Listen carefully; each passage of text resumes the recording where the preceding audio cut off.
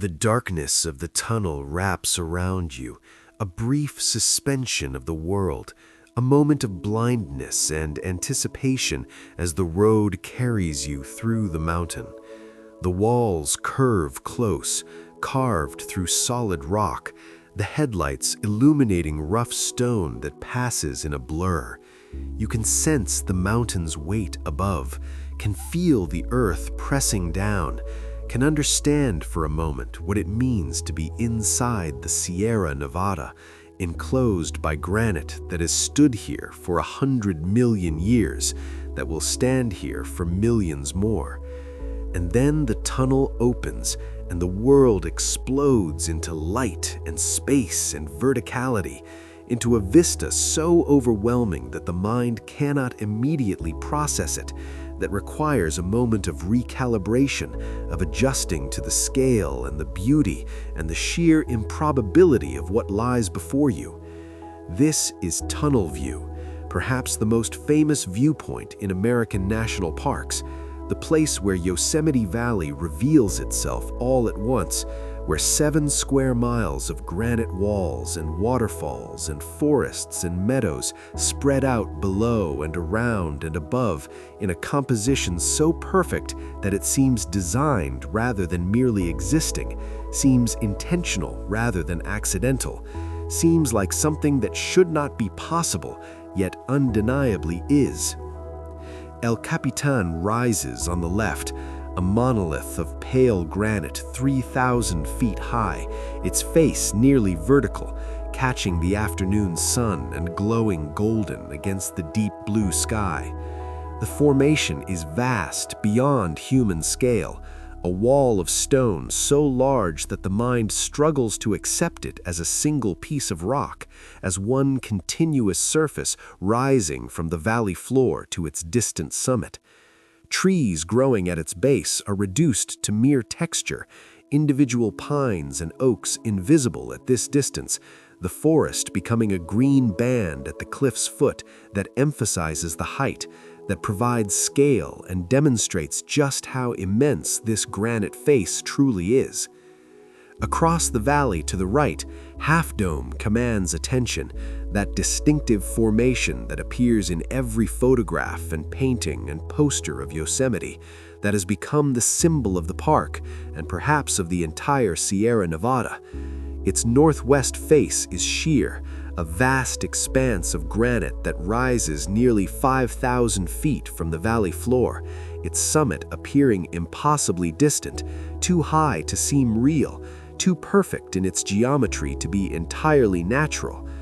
The formation lives up to its name, looking as though some cosmic force took a complete dome and simply sliced it in half, leaving this spectacular remnant, this half-sphere of stone that catches light and shadow and becomes the visual anchor of the valley, the point to which the eye repeatedly returns.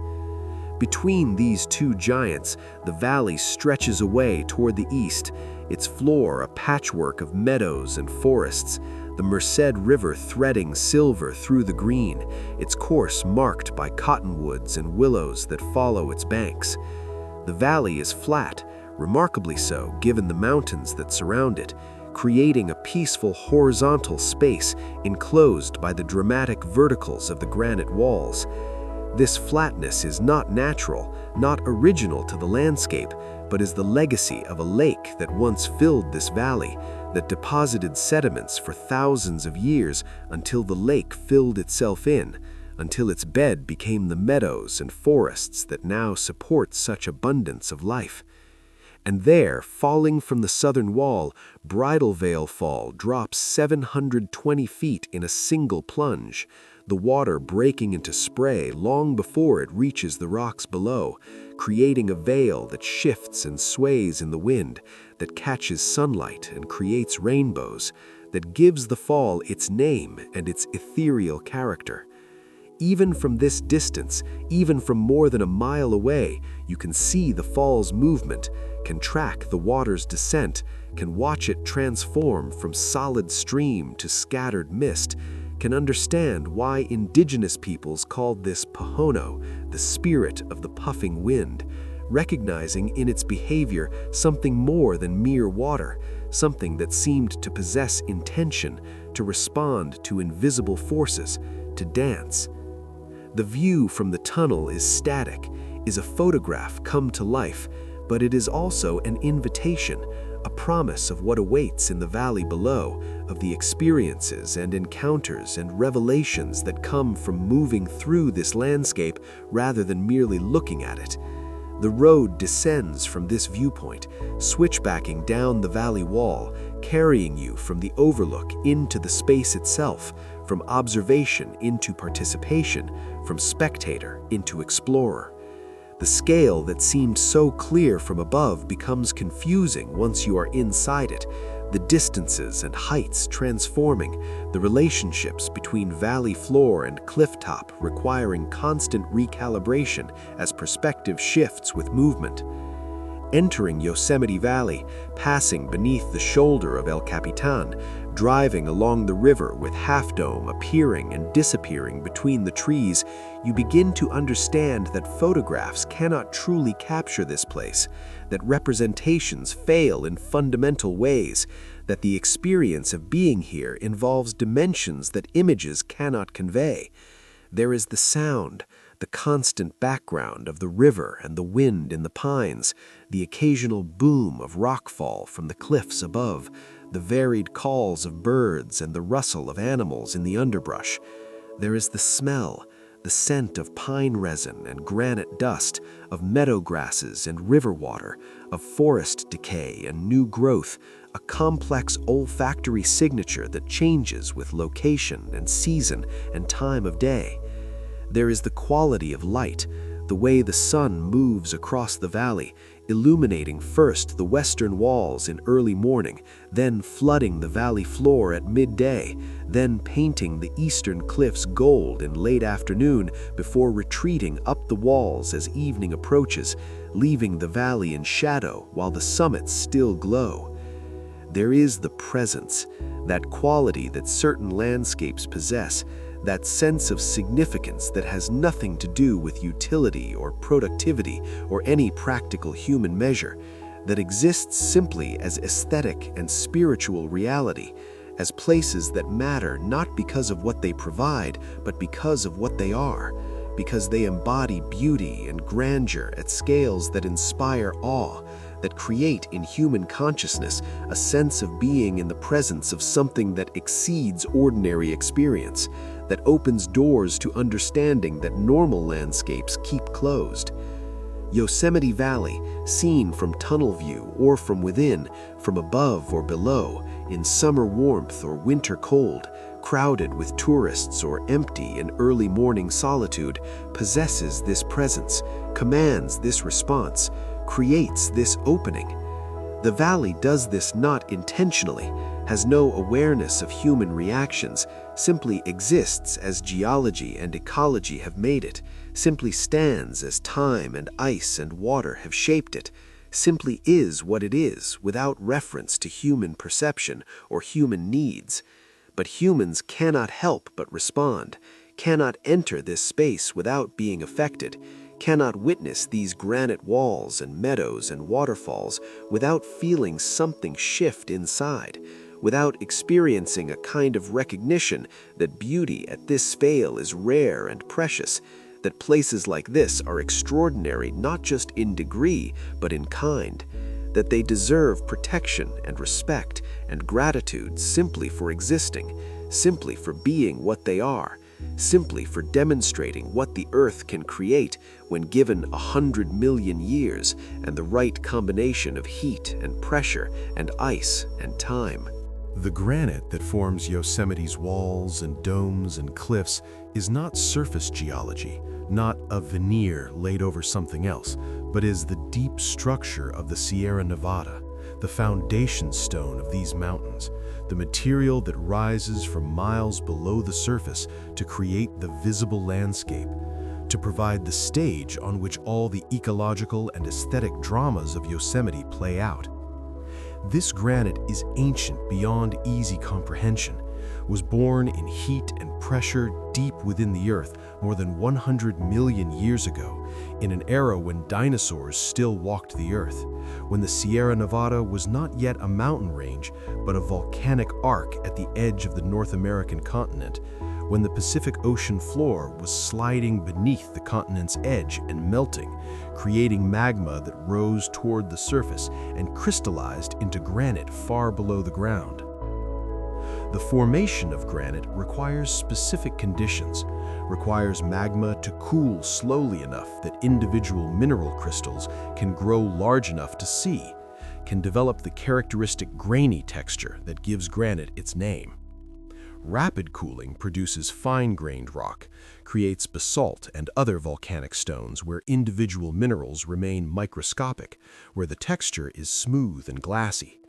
But slow cooling, the kind that occurs deep underground where the surrounding rock insulates the magma and prevents rapid heat loss, allows crystals to grow, allows the different minerals to separate and arrange themselves, allows the development of the coarse texture that makes granite recognizable, that creates its appearance of frozen time, of liquid rock that solidified slowly enough to capture the process of crystallization in visible form. The granite of Yosemite is specifically granodiorite, a variety that contains slightly more plagioclase feldspar and less potassium feldspar than true granite, a distinction that matters to petrologists but that does not significantly affect the rock's appearance or behavior.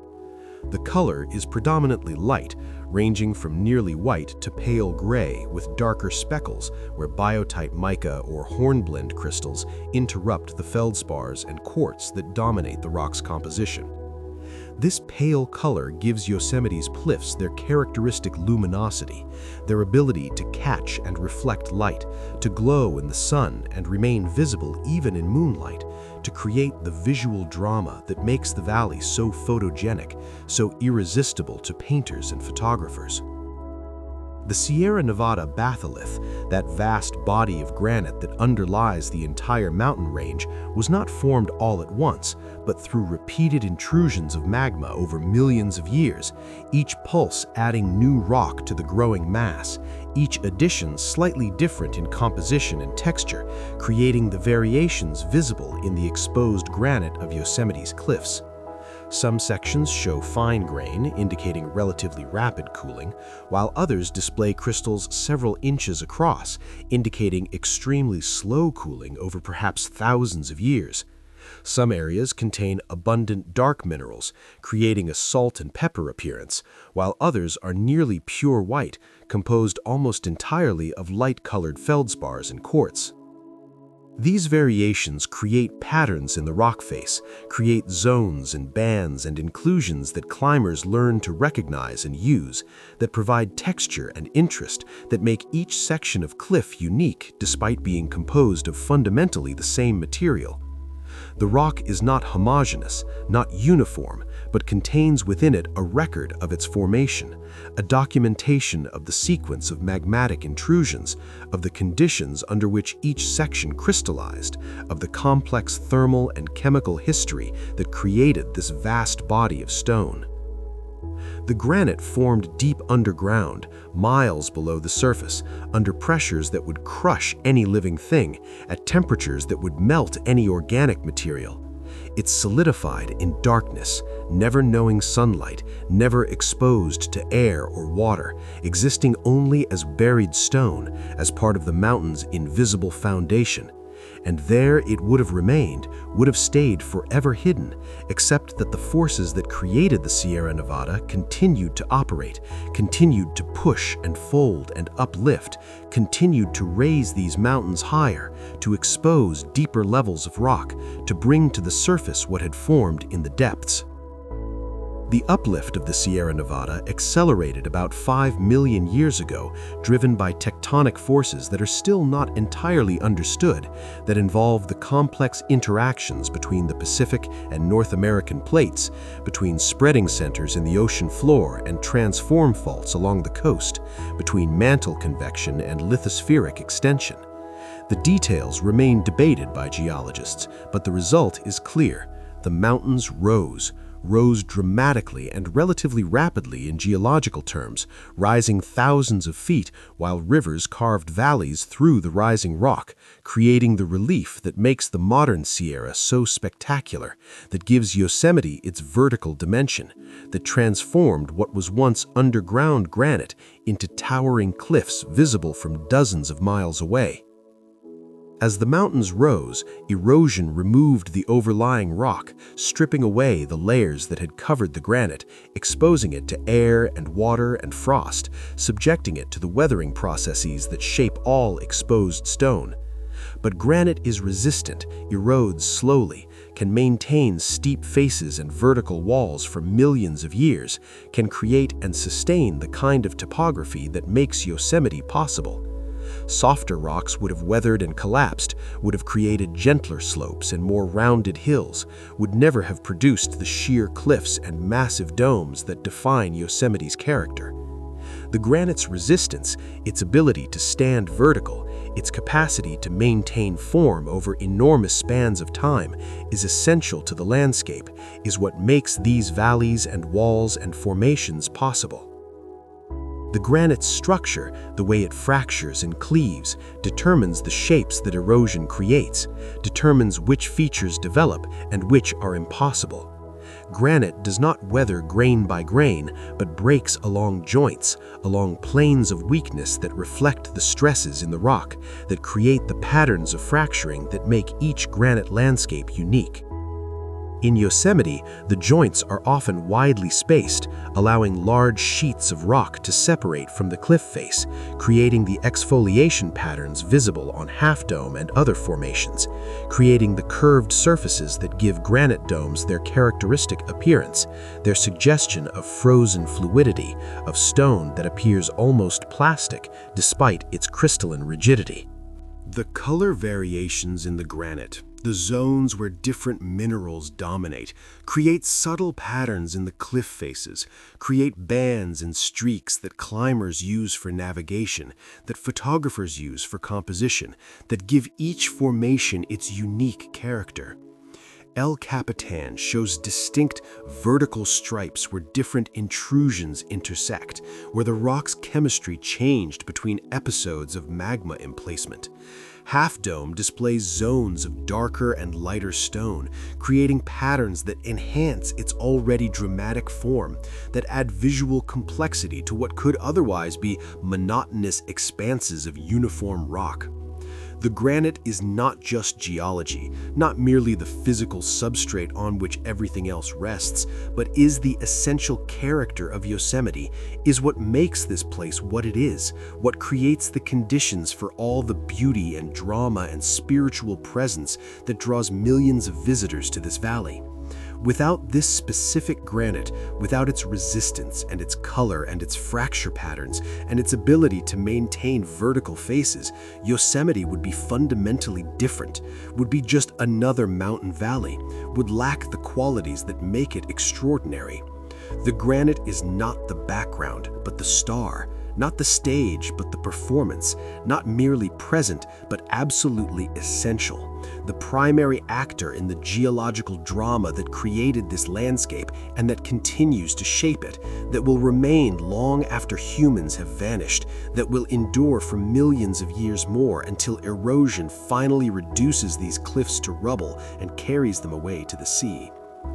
The ice came slowly, building in the high country, where snowpack accumulated faster than summer warmth could melt it, where year after year the snowpack deepened, where the weight of accumulation compressed the lower layers into ice, where the mass eventually became so great that it began to flow, to move downhill under its own weight, to transform from static accumulation into dynamic glacier, into rivers of ice that would carve and scrape and pluck and polish, that would fundamentally transform the landscape, that would create Yosemite Valley as we know it today.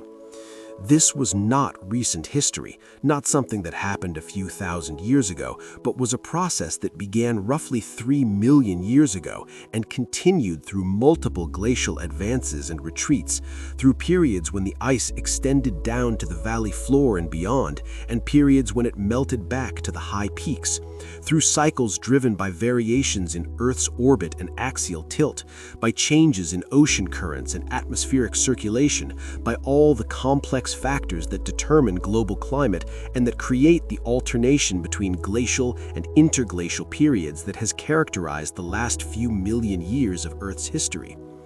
The glaciers that carved Yosemite Valley were not the first ice to shape these mountains, but they were the most recent, the most aggressive, the ones that put the finishing touches on a landscape that earlier erosion had prepared. Before the ice, the Merced River had already cut a canyon through the rising granite, had created a V-shaped valley typical of river erosion, a relatively narrow cleft with steep but not vertical walls, a respectable mountain canyon but nothing extraordinary, nothing that would later draw millions of visitors, nothing that would inspire the creation of a national park. The ice transformed this ordinary canyon into something spectacular, into a U-shaped valley with vertical walls and a flat floor, into a space whose proportions and character would seem designed for maximum aesthetic impact. The process was straightforward in principle, though complex in detail. The glacier filled the canyon with ice thousands of feet thick, the ice's weight and movement acting like a giant rasp, scraping and plucking at the bedrock, widening the valley, steepening the walls, carving into the granite with relentless efficiency. The erosion was not uniform, did not affect all parts of the valley equally, but concentrated where the ice was thickest and fastest moving, where the pressure and the motion combined to maximize erosive power. The main valley, where the glacier channeled all the ice from the tributary valleys and the high country beyond, experienced the most intense erosion, was widened and deepened dramatically, was transformed from narrow canyon into the broad valley we see today.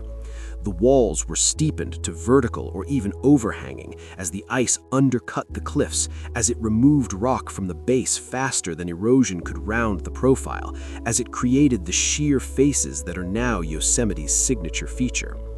The tributary valleys, where smaller glaciers fed into the main ice stream, were eroded less deeply simply because they carried less ice, because the erosive power was proportional to the ice's thickness and velocity, because these side valleys were tributary not just in flow, but in erosive capacity. The result is that these side valleys now enter the main valley high on its walls, their floors hundreds or even thousands of feet above Yosemite Valley's floor, creating what geologists call hanging valleys, creating the conditions for the spectacular waterfalls that are one of Yosemite's most famous features.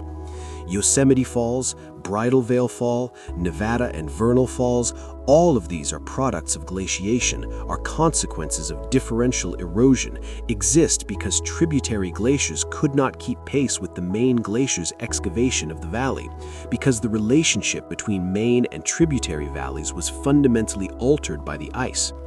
Where rivers would have created junctions at roughly the same elevation, where tributary streams would have met the main river without dramatic drops, the glaciers created vertical discontinuities, created edges over which the post-glacial streams must now plunge, creating the waterfalls that draw photographers and tourists, that add movement and sound to the valley, that provide vertical accents to complement the horizontal meadows and the vertical cliffs.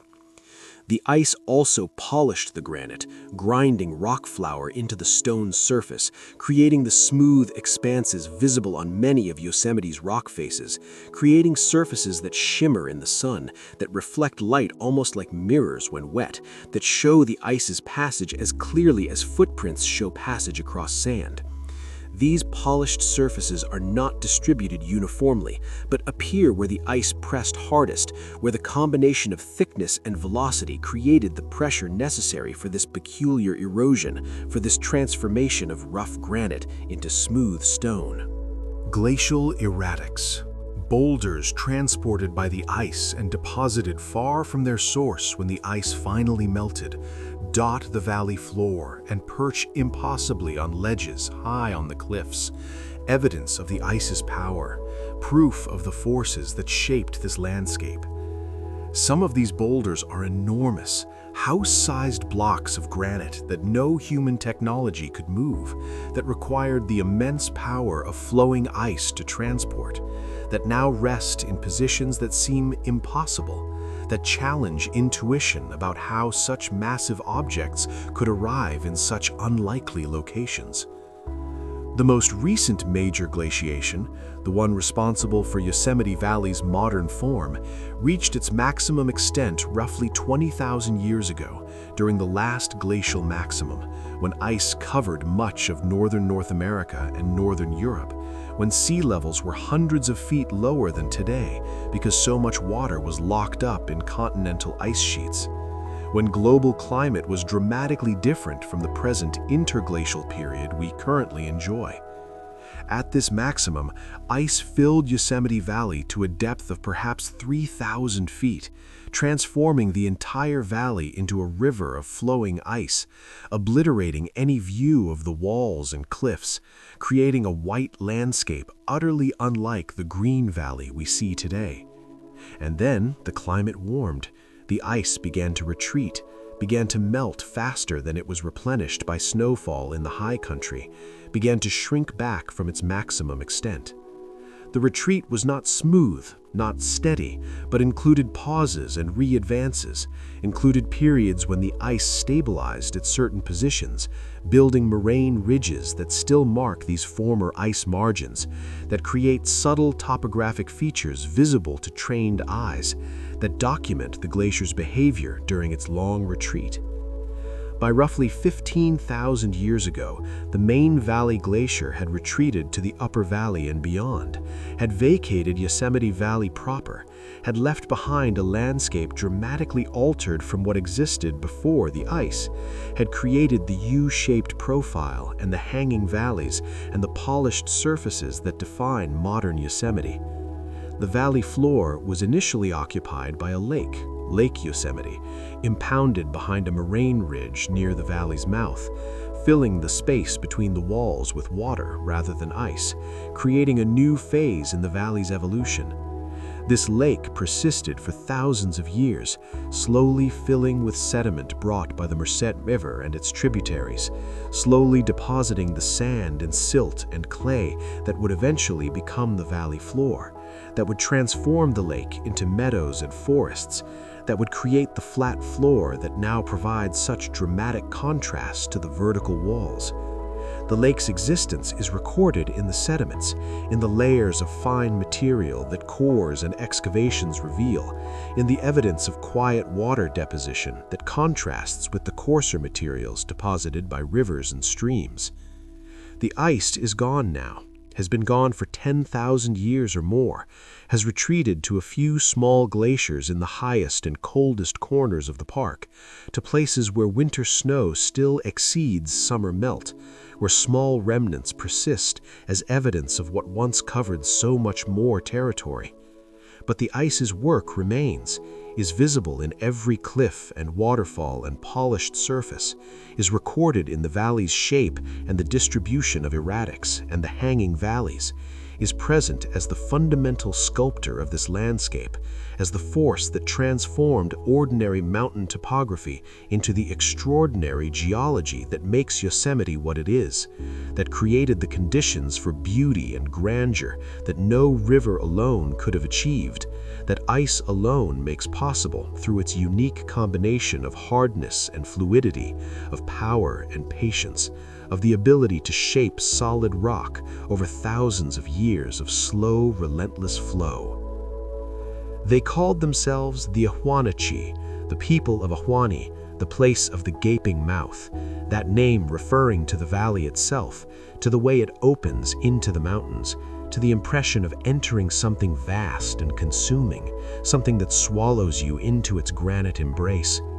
They had lived here for thousands of years before any European saw the valley, had developed an intimate knowledge of its seasons and resources, had created a culture adapted specifically to this place, to its particular opportunities and constraints, to the rhythm of its climate and the distribution of its food sources.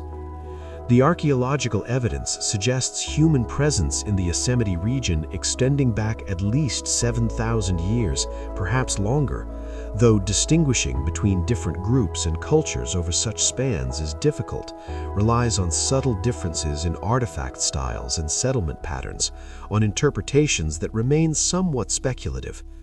What is clear is that by the time Europeans arrived, the valley supported a stable population that had been here for many generations, that possessed detailed knowledge accumulated and refined over centuries, that had developed technologies and practices perfectly suited to this environment. The Ahwahneechee were not farmers, did not practice agriculture in the European sense, did not plant and harvest crops from cultivated fields. The valley and the surrounding mountains provided sufficient food through hunting and gathering, through the careful exploitation of wild resources, through knowledge of where and when different plants produced edible materials, through understanding of animal movements and behaviors, through the development of technologies for processing foods that, in their natural state, would be inedible or marginally nutritious. The foundation of Ahwahneechee subsistence was the acorn, harvested in autumn from the black oaks that grew abundantly on the valley floor and the lower slopes, stored through winter in elevated granaries designed to protect them from moisture and rodents, processed through labor-intensive methods that removed the bitter tannins and transformed the nuts into nutritious flour that could be made into mush or bread.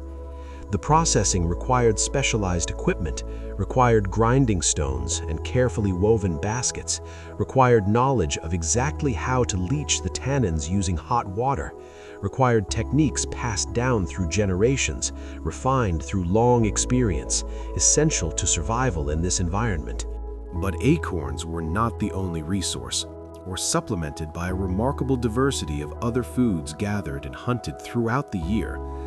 In spring, young greens and shoots provided fresh vegetables after the winter diet of stored foods.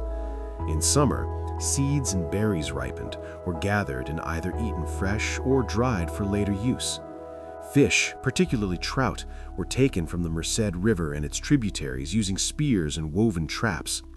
Deer were hunted in the forests and meadows, providing meat and hides. Small game, rabbits and squirrels and birds supplemented the larger kills. The diet was varied, seasonal, required extensive knowledge of the landscape and its offerings, required constant attention to the calendar of ripening and migration,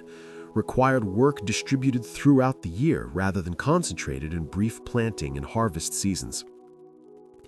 The Ahwahneechee managed the landscape, shaped it to enhance its productivity, used fire as a tool to clear underbrush and stimulate the growth of plants they valued, to maintain meadows that would otherwise have filled in with trees, to create the kind of open forest floor that benefited both the oaks and the game animals that browsed the vegetation. These fires were carefully controlled, were set at specific times and places, were part of a deliberate program of landscape management that had been refined over generations, that created the park-like appearance that early European visitors remarked upon, that they mistook for natural when it was actually the product of careful human manipulation extending back centuries. The valley was not occupied year-round by the entire population, but served as a winter village site, a protected location where the stored acorns and other foods could sustain people through the cold months when resources were scarce and travel was difficult. In summer, many Ahwahneechee moved to higher elevations, to the cooler meadows and forests where different resources were available, where the heat of the valley could be escaped, where seasonal camps had been used for generations, where certain plants and animals were more abundant than in the valley below. This seasonal migration was not random wandering, but was a deliberate pattern, a cycle that maximized resource use across the landscape, that took advantage of the different ecological zones the Sierra Nevada offers. The social organization was relatively egalitarian, without the rigid hierarchies that characterized some California tribes. though leadership existed and certain individuals possessed authority based on knowledge and ability and lineage. Shamans held spiritual power, conducted ceremonies, healed the sick using both plant medicines and ritual practices, maintained the connection between the human and spirit worlds that was essential to the Ahwahneechee understanding of how reality operated.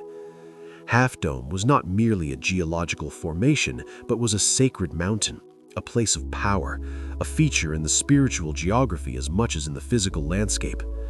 Certain springs and groves and rocks had significance, were places where ceremonies were performed, where contact with the spirit world was particularly accessible, where the boundary between ordinary reality and deeper truth became permeable. The arrival of Europeans disrupted this entire system, this carefully developed adaptation to the Yosemite environment, this culture that had successfully sustained itself for thousands of years. The disruption was not immediate, did not happen overnight, but unfolded over decades as Euro-American settlements spread into California, as the gold rush brought massive influxes of miners and settlers, as the territory that had been Mexican became American, as the government and the economy and the population of California were transformed by immigration and development and the extraction of resources that the newcomers saw as valuable. The Ahwahneechee were affected initially by indirect impacts, by diseases that spread ahead of direct contact, by disruptions to trade networks, by the general chaos that European arrival created throughout California's indigenous populations. But the direct confrontation came in 1851, when the Mariposa Battalion, a state-sanctioned militia, entered Yosemite Valley pursuing indigenous people who had been raiding mining camps and trading posts, who were resisting the encroachment on their territories, who were fighting to maintain their way of life against the flood of newcomers who saw the land as empty, as available, as theirs to take. The confrontation was brief and one-sided, a military action against people who were not organized for warfare of this kind, who were armed with bows and simple weapons against rifles and cannon, who were vastly outnumbered by the broader Euro-American population, even if they outnumbered this particular expedition. The Mariposa Battalion burned the Ahwahneechee villages, destroyed the stored food supplies, forced most of the inhabitants to relocate to reservations, effectively ended the Ahwahneechee presence in Yosemite Valley as an independent people living according to their own culture and practices.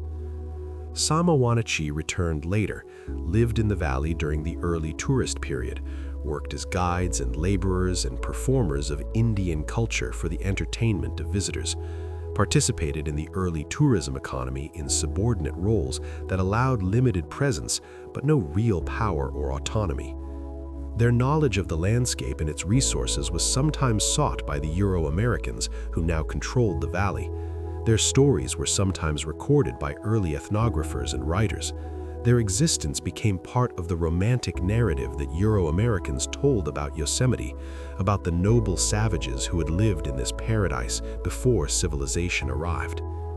But this romanticization coexisted with dispossession, with the reality that the Ahwahneechee had lost their homeland, had been forcibly removed, had seen their culture disrupted and their population decimated by disease and violence, and the simple, overwhelming fact of Euro-American numbers and power. The later recognition of Yosemite's significance, the establishment of the valley as protected land, came too late to preserve Ahwahneechee occupation, came after the removal had already been accomplished, protected the landscape, but not the people who had shaped it and lived within it for thousands of years. Today, descendants of the Ahwahneechee and other indigenous peoples of the Yosemite region work to maintain connections to their ancestral lands, to preserve what remains of their languages and traditions, to educate the public about the indigenous history that predates and persists despite the Euro-American narrative that often treats Yosemite as wilderness discovered empty, as nature untouched by human hands. The truth is more complex, acknowledges that this landscape was managed and inhabited, that the park-like forests that early visitors admired were partly products of indigenous fire management, that the valley's character when Euro-Americans arrived reflected thousands of years of human presence and activity. The name Yosemite itself is a corruption. is not the indigenous name for the valley, but comes from a Miwok word meaning something like those who kill, a name applied to the Ahwahneechee by neighboring groups, adopted by the Mariposa Battalion, and then made official, replacing the name the people used for themselves and their homeland. This linguistic displacement mirrors the physical displacement, represents the way that Euro-American arrival not only removed indigenous people, but also renamed and reimagined the landscape according to new categories and new values and new claims to ownership and authority. The Ahwahneechee story is part of Yosemite's history, cannot be separated from the valley's significance, adds layers of meaning that purely geological or aesthetic appreciation cannot capture. To understand Yosemite fully requires understanding not just how the granite formed and how the glaciers carved it, but also how humans lived here before preservation, how indigenous people knew this landscape in ways that later visitors never could, how the valley's meaning and value include the cultural and spiritual dimensions that the Ahwahneechee and other indigenous peoples recognized and honored long before John Muir or Ansel Adams ever saw these cliffs and waterfalls and meadows. The first Euro-Americans to see Yosemite Valley were probably fur trappers working for the Hudson's Bay Company in the 1830s. Men like Joseph Walker, who crossed the Sierra Nevada and may have looked down into the valley from the rim, though the historical record is unclear, is based on accounts written later that may or may not accurately describe what was seen or where. These early visitors left little mark, were passing through in pursuit of beaver pelts, were not interested in scenic wonders or geological curiosities, were focused on economic opportunities in a landscape they saw primarily as resource to be extracted rather than beauty to be preserved. The real European discovery of Yosemite, the encounter that would lead to the valley's fame and eventual protection, came in 1851 with the Mariposa Battalion, that militia force pursuing Ahwahneechee resistors, entering the valley not as tourists or naturalists, but as soldiers on a mission of pacification and removal. The soldiers were apparently struck by the beauty of the valley, even in the midst of their military operation, recognized that they were seeing something extraordinary, gave names to the features they observed, began the process of Euro-American claiming and categorizing that would transform Yosemite from indigenous homeland to national icon.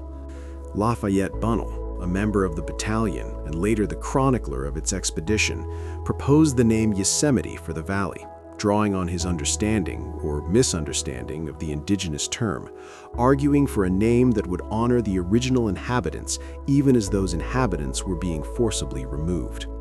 The irony was apparently lost on him and his contemporaries. The contradiction between honoring indigenous peoples and destroying their communities was not recognized as problematic, fit within the broader pattern of American expansion and indigenous dispossession that characterized 19th century Western development. The soldiers named the other features as well, imposed European and American names on waterfalls and cliffs and meadows that already had indigenous names, created a new geography that would be recorded on maps and in guidebooks, that would become official and eventually the only names most people would know. El Capitan, that massive cliff on the valley's north wall, received its Spanish name from the battalion, replacing whatever the Ahwahneechee had called this formation. Half Dome, Bridal Veil Fall, Yosemite Falls, all received names in this period, names chosen by soldiers and early tourists rather than by indigenous inhabitants, names that stuck through repetition and official adoption, that now seem natural and inevitable, but that represent a particular moment of cultural imposition, of one group's vision replacing another's. News of the valley's beauty spread quickly once the battalion returned and members began sharing their stories and descriptions. Artists and photographers arrived within a few years, began creating the images that would introduce Yosemite to a broader public, that would make the valley famous throughout the United States and eventually the world. Thomas Ayres made the first sketches in 1855, capturing the valley's major features in drawings that were published in newspapers and magazines, that gave people who would never visit some sense of what this place looked like, some visual evidence of the wonders that written descriptions attempted to convey. Carlton Watkins arrived in 1861 with a mammoth plate camera, producing photographs of unprecedented size and quality, creating images that revealed Yosemite's grandeur in ways that sketches could not, that provided documentary evidence of the extraordinary character of the valley, that became tools in the campaign to protect the valley from private exploitation and development. Watkins' photographs were exhibited in New York and Washington, were seen by influential people, including members of Congress, contributed to the momentum that would lead to the Yosemite Grant of 1864, the first time the federal government had set aside scenic land for preservation and public use rather than for resource extraction or private sale. The Yosemite Grant, signed by Abraham Lincoln in the midst of the Civil War, gave Yosemite Valley and the Mariposa Grove of giant sequoias to the state of California with the stipulation that they be preserved for public use, for recreation and enjoyment, protected from the kind of development and exploitation that was transforming much of California and the West. This was a revolutionary idea, represented a new way of thinking about land and its value, acknowledged that some places deserved protection for their beauty and grandeur rather than for their utility, recognized that future generations had claims on certain landscapes that current economic interests should not be allowed to supersede. The grant was limited, protected only the valley floor and the Sequoia Grove, did not include the high country or the watersheds that fed Yosemite's rivers and waterfalls, did not prevent development and resource extraction in the surrounding areas, but it established a principle, created a precedent, demonstrated that scenic preservation was possible and desirable, that American society could choose to protect natural wonders rather than exploit them, that beauty and grandeur had value that should be recognized in law and policy. James Mason Hutchings, one of Yosemite's early promoters and entrepreneurs, established a hotel in the valley in the 1860s, began the development of tourism infrastructure that would make visiting easier and more comfortable, that would transform Yosemite from remote wilderness accessible only to the hardy and adventurous into a destination that ordinary tourists could visit with reasonable comfort and convenience. Hutchings was ambivalent, promoted the valley's preservation while also advocating for development, wanted to protect Yosemite's beauty while also profiting from its popularity, embodied the tensions that would characterize Yosemite management from that period to the present.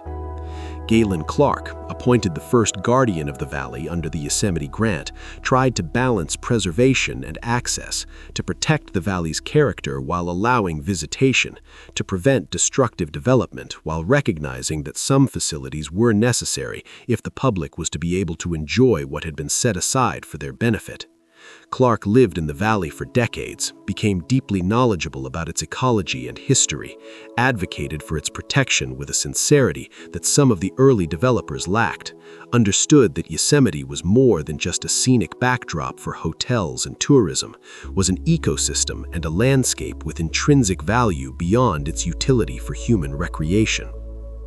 But the state management of Yosemite was problematic, was subject to political pressures and inadequate funding, allowed developments that would later be regretted, failed to protect the valley as completely as preservation advocates thought necessary.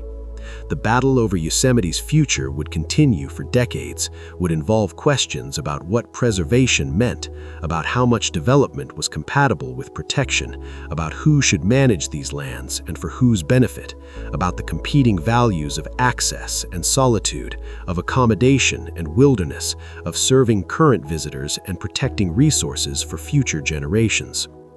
The establishment of Yosemite National Park in 1900, largely through the advocacy of John Muir and the influence of his writings, extended protection to a much larger area surrounding the valley, included the high country and the watersheds and the forests that early preservation efforts had left vulnerable to logging and grazing and other resource extraction. The park was initially managed by the U.S. Army, which had experience in land management and could provide the personnel and discipline necessary to patrol such a large area, to prevent illegal poaching and illegal logging, to maintain trails and facilities, to do the practical work of protecting a landscape that was now designated as nationally significant. The National Park Service in 1916 brought civilian professional management, created an agency specifically dedicated to protecting and interpreting national parks, to balancing preservation and public use, to managing these landscapes according to emerging scientific understanding of ecology and conservation. Yosemite became one of the flagship parks of the new system, one of the examples used to demonstrate what national parks could be and why they mattered, one of the places where management approaches and interpretive programs were developed that would later spread to other parks. But the transition from indigenous homeland to protected park came at enormous cost to the Ahwahneechee and other indigenous peoples, was built on dispossession and displacement, created a wilderness ideal that erased human presence and denied the role that indigenous peoples had played in shaping this landscape. The park's creation preserved the valley's beauty, but did not address the injustice of removal, did not acknowledge that protection came too late for the people who had lived here longest, did not recognize that preservation and indigenous rights were not necessarily incompatible, that stewardship could have included rather than excluded the peoples who had successfully maintained this landscape for thousands of years. The story of discovery is thus complicated, is not simply the triumphant revelation of natural wonder, but is also a story of conquest and dispossession, of one culture's values being imposed on another's homeland, of beauty being preserved while the people who first knew that beauty were being removed.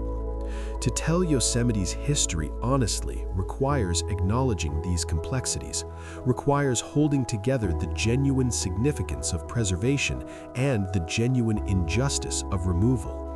requires recognizing that the valley's protected status is achievement and tragedy simultaneously, that what was saved and what was lost are both part of the full story, that celebration and critique must coexist in any honest accounting of how this place came to be what it is today. Galen Clark was walking through the forest south of Yosemite Valley in 1857 when he encountered trees so massive, so ancient, so utterly beyond normal proportion that he initially doubted his own perceptions, thought perhaps that distance and light were creating optical illusions, that what he was seeing could not actually be as large as it appeared. But as he approached, as he placed his hands on bark that was 2 feet thick, as he craned his neck to look up at trunks that disappeared into the forest canopy hundreds of feet above, he understood that he had found something extraordinary, had discovered what would become known as the Mariposa Grove, one of the few remaining groves of Sequoiadendron giganteum, the giant sequoia, the largest trees on Earth by volume, among the oldest living things, organisms that were already ancient when Rome was young, that have witnessed millennia of human history from their rooted positions in these Sierra Nevada forests. The giant sequoias are not the tallest trees, coastal redwoods exceed them in height, but they are the most massive, the most voluminous, combining great height with immense girth to create trees that contain more wood than any other living thing. The largest specimen, the General Sherman tree in Sequoia National Park, south of Yosemite, is estimated to contain more than 52,000 cubic feet of wood, weighs approximately 1,200 tons, stands 275 feet tall with a base diameter of over 30 feet, has been growing for approximately 2,700 years and shows no signs of slowing, continues adding wood and mass with each passing year, will likely grow larger still if it can avoid the fires and droughts and diseases that eventually claim even these titans. The sequoias in Mariposa Grove, while perhaps not quite matching the General Sherman in size, are nonetheless immense, include specimens that are 3,000 years or more, that germinated before the pyramids were built, that were already large trees when Christ was born, that have stood through the entire history of Western civilization and much of human history before that, have witnessed climate changes and ice age endings and the rise and fall of countless empires, have simply stood and grown and endured while human events unfolded beneath their branches, while generations and civilizations came and went. The bark of a giant sequoia can be 2 feet thick, is fibrous and fire-resistant, contains tannins that discourage insects and fungi, provides protection that allows these trees to survive conditions that would kill most other species. The bark is cinnamon-colored when fresh, fades to gray with age and weathering, creates a deeply furrowed texture that makes the trunk look almost sculptural, almost artificially carved. Touching the bark, pressing a hand against its surface, you are touching something that is not quite alive in the way that younger tissues are alive, is more like a protective shell that the living tree has created and left behind, is dead tissue that nevertheless serves essential functions, that makes the tree's longevity possible. The wood itself is surprisingly soft for a tree so massive, is fibrous and brittle, splits easily, has relatively little structural strength compared to other lumber species. This seems paradoxical. How can trees that stand hundreds of feet tall be composed of wood that is structurally weak? But the answer lies in their architecture, in the way they are shaped and braced, in their enormous base diameters that provide stability, in their relatively squat proportions that make them resistant to wind throw, in their ability to shed dead branches that might create levers for wind to act upon. The weakness of the wood actually protects the trees, makes them useless for lumber, saved many groves from the logging that destroyed other forests, created economic worthlessness that paradoxically enhanced their chances of survival in an era when valuable timber was being cut throughout the Sierra. Giant sequoias only grow in scattered groves on the western slope of the Sierra Nevada, only at specific elevations between roughly 5,000 and 7,000 feet, only where conditions of moisture and temperature and soil fall within the narrow range that these trees require. They are not widely distributed, not common, not a species you encounter frequently even in their native range, but exist as islands of specialized habitat, as populations isolated from each other by topography and climate, as remnants of a much wider distribution that existed millions of years ago when climate was wetter and cooler, when sequoias grow across much of western North America and even into Europe and Asia. The modern groves are refugia, holdouts, places where conditions still permit survival, but where the species no longer thrives as it once did, where reproduction is difficult and uncertain, where each seedling faces enormous challenges in establishing itself and growing to maturity. The seeds are tiny, smaller than oats, produced in cones that take 2 years to mature, that require fire to dry and open, that release their seeds only when hot updrafts from burning forest carry them away from the parent tree to potentially favorable germination sites. Without fire, the cones remain closed, the seeds trapped, unable to germinate, unable to perpetuate the species. Fire, which would seem to be the giant sequoia's greatest enemy, is actually essential to its reproduction, is the force that clears the forest floor of competing vegetation, that creates bare mineral soil where seeds can germinate, that opens the cones and releases the seeds, that thins the forest and creates the openings that sequoia seedlings need to receive enough sunlight to survive. The thick bark protects mature trees from all but the most intense fires, allows them to survive burns that kill other species, gives them a competitive advantage in fire-prone ecosystems, makes them dependent on periodic burning for successful regeneration. But fire suppression, that policy that dominated American forest management for most of the 20th century, interrupted this natural cycle, prevented the fires that sequoias need, allowed accumulation of fuel and understory vegetation that would have been periodically cleared by burning, created conditions where sequoias could no longer successfully reproduce, where groves aged without replacement, where the future of the species became uncertain despite protection within national parks and forests. The sequoias were protected from logging, were saved from being cut down and turned into lumber, but were not protected from the well-intentioned but ecologically ignorant policy of fire suppression, were slowly declining despite legal protection, were victims of management that did not understand their ecology, that treated fire as purely destructive rather than recognizing its essential role in certain ecosystems. Galen Clark, who discovered the Mariposa Grove and served as its guardian for decades, understood intuitively what scientists would later confirm, recognized that fire was natural in these forests, that the sequoias had adaptations that made no sense except in the context of frequent burning, that protection should include allowing natural processes to continue rather than trying to prevent them. But his understanding was ahead of its time, was not reflected in official policy, was overridden by the prevailing belief that all fire was bad, that forest management meant fire prevention, that the best way to protect trees was to prevent them from burning.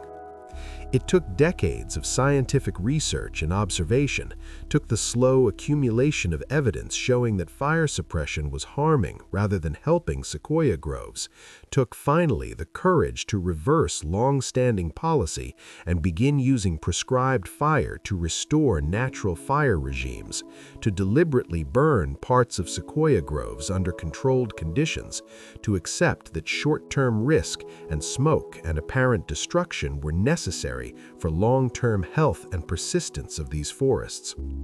The shift was gradual, was resisted by those who believed fire was inherently destructive, was complicated by concerns about air quality and public safety and legal liability, was eventually accomplished, but only after years of debate and demonstration and the slow change of institutional culture that is necessary when challenging deeply entrenched assumptions.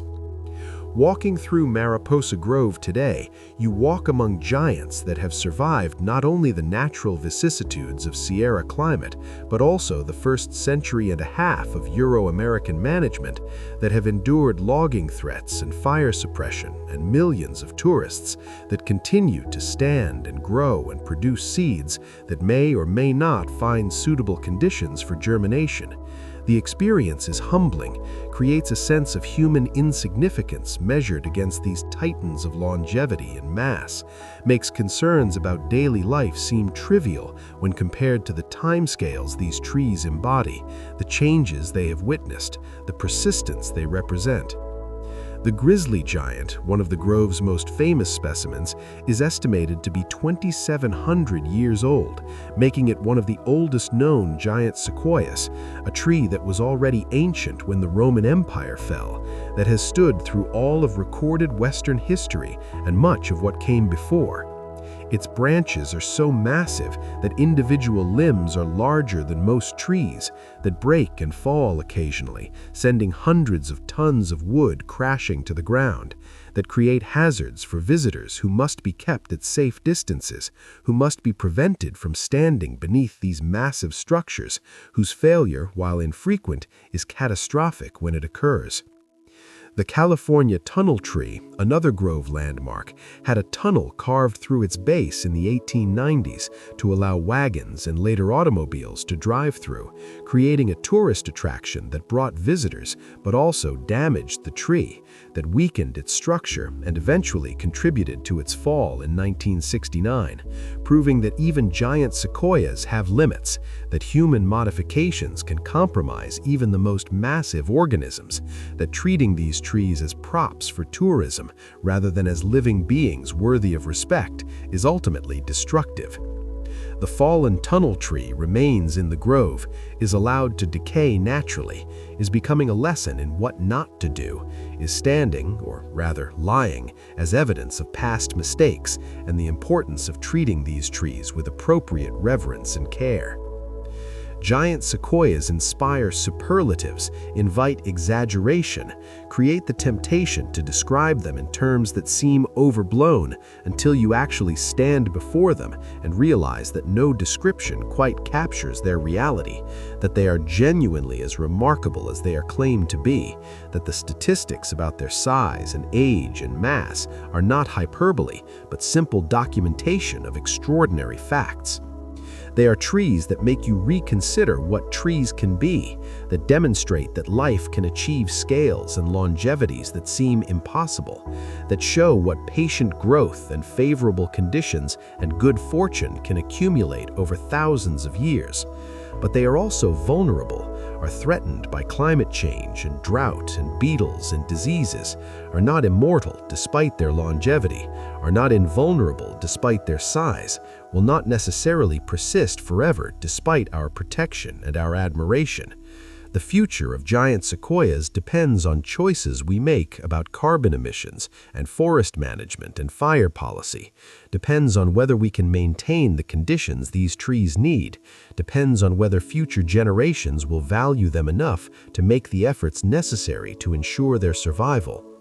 They have endured for millions of years, have survived ice ages and climate shifts and natural disasters, but may not survive us, may not persist through the rapid changes that human activity is creating, may become another casualty of the Anthropocene, another species that could not adapt fast enough to keep pace with our disruption of planetary systems. John Muir arrived in California in 1868, traveling west from Wisconsin and Indiana, seeking work and health and adventure in a region he had read about but never seen, drawn by curiosity and restlessness and the desire to encounter something larger than the ordinary confined existence that civilization seemed to require. He was 30 years old, had worked in a carriage factory that had been damaged by fire, had nearly lost his sight in an industrial accident, had decided that if he regained his vision, he would dedicate himself to seeing the world, to experiencing nature directly rather than merely reading about it, to finding out for himself what the wild places held. His first encounter with the Sierra Nevada, his initial glimpse of the range from the Central Valley, affected him profoundly, inspired descriptions that mixed scientific observation with spiritual rapture, that treated the mountains as revelation, as something holy, as a manifestation of divine creativity that demanded response beyond mere observation. He called them the range of light, describing how the mountains caught the sun, how the granite glowed, how the light seemed to emanate from the rocks themselves rather than merely reflecting off their surfaces. This was not just poetic flourish, but reflected his genuine perception, his experience of these mountains as something more than geological features, as presences that communicated something essential, something that changed his understanding of what the world contained, what human relationship with landscape could be. Muir traveled to Yosemite Valley in 1869, working as a shepherd, spending the summer in the high country around Tuolumne Meadows, encountering wilderness in ways that city life and farm work had never permitted, learning to see and move through landscape without the mediations of civilization, without the barriers that walls and schedules and economic necessity normally impose. He was transformed by this experience, recognized that he had found what he had been seeking, that the Sierra Nevada would become his home and his subject, that he would spend the rest of his life studying these mountains and advocating for their protection, that his purpose was to be their interpreter and defender, to make others see what he saw, to create in readers the sense of reverence and wonder that direct experience of these mountains created in him. He took a job as a sawyer in Yosemite Valley, building a small cabin beside Yosemite Creek where he could live simply and cheaply while dedicating himself to observation and exploration, to learning the valley's ecology and geology, to understanding how this landscape worked, to developing theories about its formation and history that would challenge prevailing scientific opinion that would eventually be proven largely correct through careful research and accumulating evidence. Muir was not a formally trained scientist, did not have university degrees or institutional affiliations, learned through direct observation and careful reasoning, developed an understanding that came from patient attention rather than from textbooks or lectures, that was grounded in the landscape itself rather than in abstract theory. His most significant contribution to Yosemite science was his recognition that glaciers had carved the valley, that ice, rather than catastrophic faulting or volcanic action, had created the U-shaped profile and the polished surfaces and the hanging valleys that characterize Yosemite's topography. This theory was initially dismissed by academic geologists who favored catastrophist explanations, who could not believe that slow, patient ice could carve through granite, who thought Muir was an amateur making claims beyond his competence. But Muir persisted, gathered evidence, found active glaciers in the high country that demonstrated ice still existed in the Sierra, tracked the moraines and erratics and striations that recorded past glacial extent, built a case that eventually convinced the skeptics, that became the accepted explanation for Yosemite's formation, that established Muir as a serious observer whose insights deserved respect, even without formal credentials. But Muir was more than a scientist, was also a writer and advocate, someone who recognized that understanding nature required more than measuring and classifying, required attention to beauty and emotion and spiritual dimension, required engagement with landscape that was aesthetic and ethical as well as intellectual.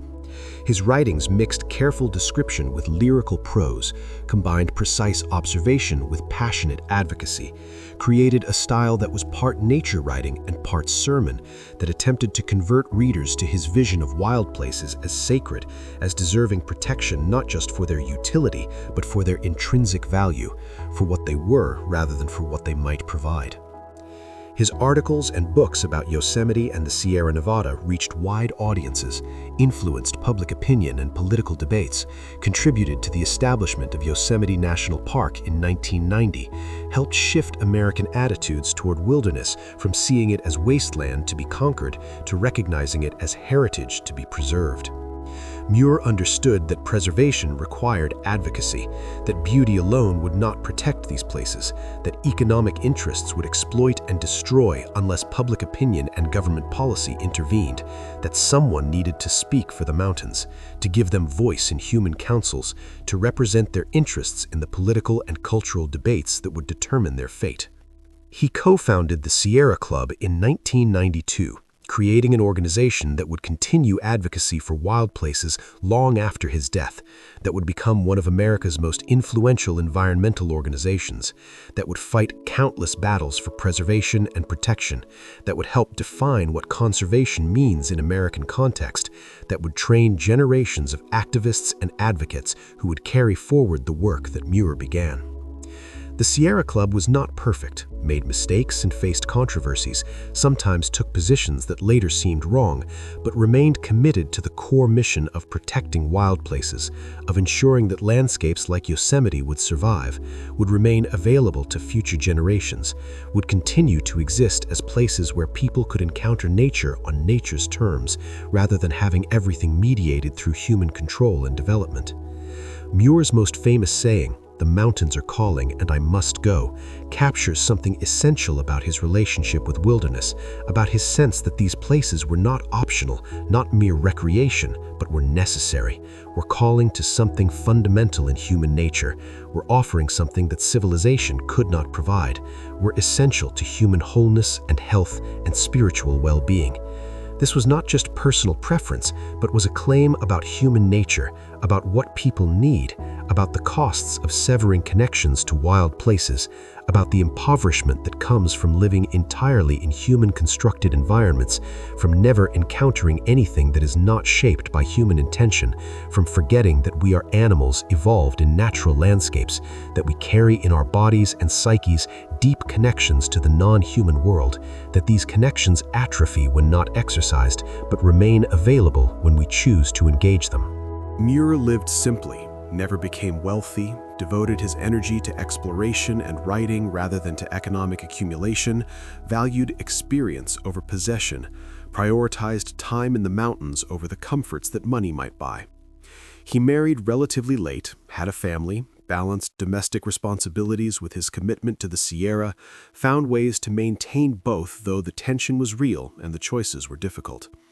His wife Louie understood his need for the mountains, supported his extended trips even when it meant his absence from home, recognized that his work required this engagement with wilderness, that his writing and advocacy came from direct experience rather than imagination, that he needed to be in the mountains to write about the mountains, to convey the sense of presence and power that motivated his conservation efforts. In his later years, Muir fought against the damming of Ahwahneechee Valley, a spectacular gorge north of Yosemite Valley that was proposed as a reservoir site for San Francisco's water supply, arguing that this was unnecessary desecration, that other water sources existed, that some places should be absolutely protected regardless of their potential utility. He lost this battle, saw Ahwahneechee dammed and flooded in 1923 despite his passionate opposition, experienced this as a profound defeat, as evidence that economic interests could still destroy even protected landscapes when political will was sufficient, that preservation was never final, that vigilance and advocacy would always be necessary to maintain protection against those who saw wild places primarily as resources awaiting exploitation. Muir died in 1914 before Ahwahneechee was finally flooded, spared the sight of that valley disappearing beneath water, but aware that the battle was lost, that his efforts had failed to save this particular place. But his larger legacy endured, continued to influence American environmental thinking, continued to inspire people to value and protect wild places, continued to demonstrate that individual voices can matter, that writing and advocacy can change minds and policy, that the connection between people and places can be strong enough to motivate lifelong commitment, to justify sacrifices, to create legacies that outlast any individual life. Yosemite bears Muir's imprint, carries his vision, embodies in its protection and management the values he articulated, the reverence he expressed, the commitment he demonstrated.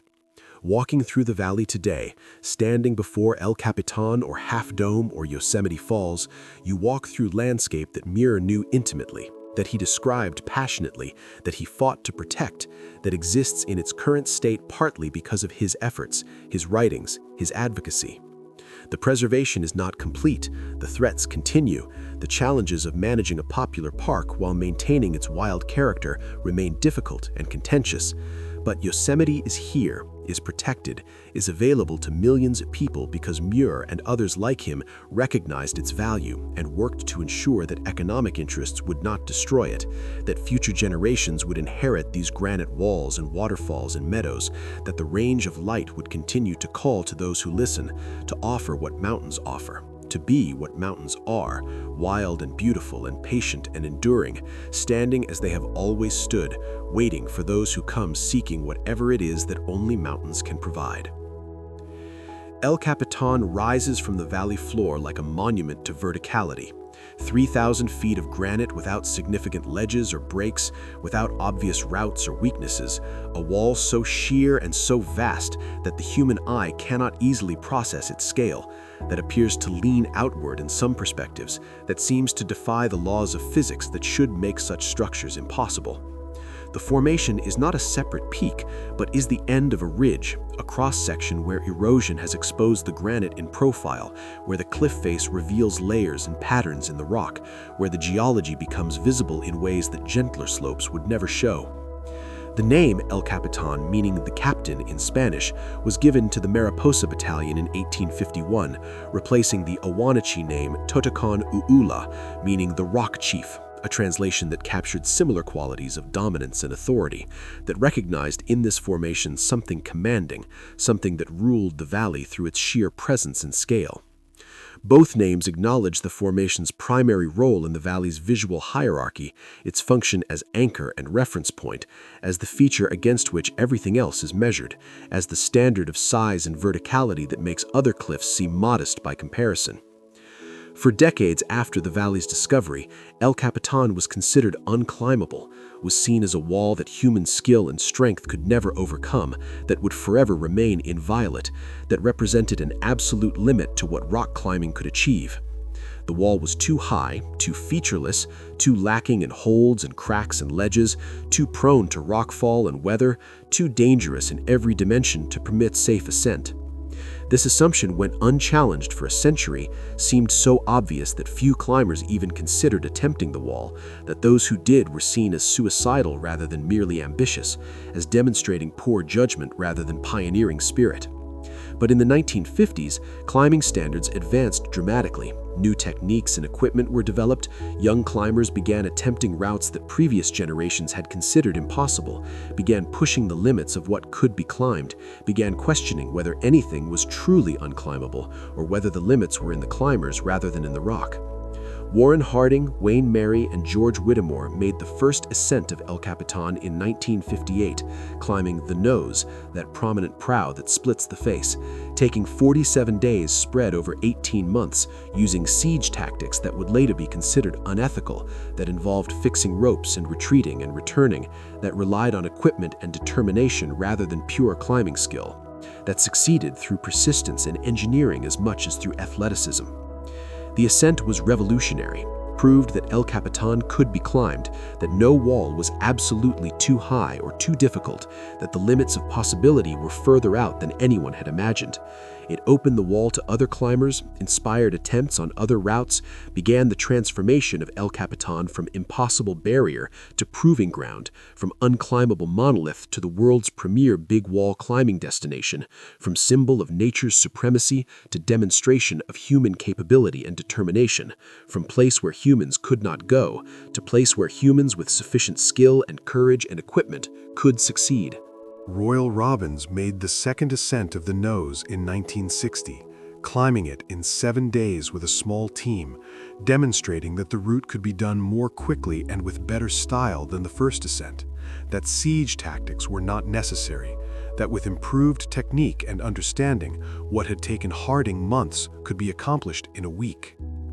This pattern of refinement and acceleration continued, with each subsequent ascent faster and cleaner than the previous, with standards improving year by year, with the route becoming test piece rather than desperation climb, with the nose transforming from extreme achievement to something that strong climbers could reasonably attempt, that hundreds and eventually thousands of climbers would complete. By the 1970s and 1980s, the race for speed records began, with climbers competing to see how fast the nose could be climbed, pushing times down from days to hours, demonstrating levels of fitness and efficiency that earlier climbers could not have imagined. The current speed record is measured in hours rather than days, represents such refinement of technique and such intimate knowledge of the route that the climb becomes almost a performance, almost a dance. Something where every move is planned and practiced, where nothing is wasted, where the wall is known so completely that decisions are automatic, reflexive, emerging from muscle memory rather than conscious thought. But El Capitan offers more than just the nose, contains dozens of established routes ranging from the relatively straightforward to the genuinely desperate, from climbs that strong parties can complete in a day to routes that require multiple days of continuous effort, that demand perfect weather and perfect execution, that remain serious undertakings even for the world's best climbers.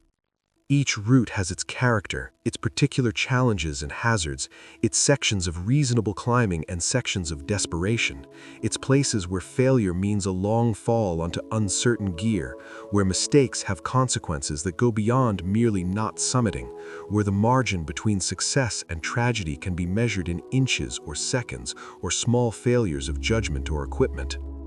The Dawn Wall, climbed free by Tommy Caldwell and Kevin Jorgensen in 2015, represents the current extreme of what is possible on El Capitan, a route that had been attempted for years by the world's best climbers, that required not just athletic ability, but also strategic planning and psychological resilience, that demanded months of effort spread over multiple seasons, that involved falls and failures and the patience to return and try again, that ultimately succeeded through a combination of skill and determination and the willingness to invest years in a single project, to dedicate life to a single climb, to commit to an objective that most observers thought was impossible, that pushed standards to levels that still seem barely credible, even with photographic and video evidence.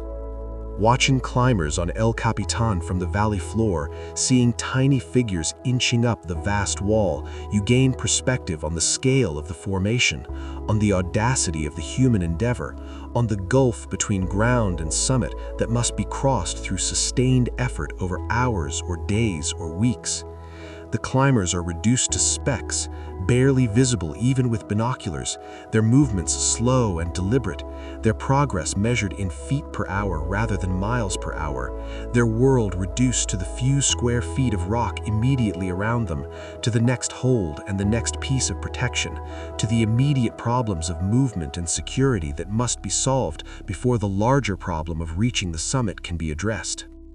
The climbing community's relationship with El Capitan is complex, is mixture of reverence and ambition, of respect for the wall and desire to conquer it, of acknowledging danger while pushing into it, of understanding that the wall has killed climbers and will kill more, but choosing to attempt it anyway, to test oneself against this standard, to join the community of those who have stood on the summit and looked down at the valley floor 3,000 feet below, who have made the journey up this vertical wilderness, who have succeeded where so many have failed or never dared to try.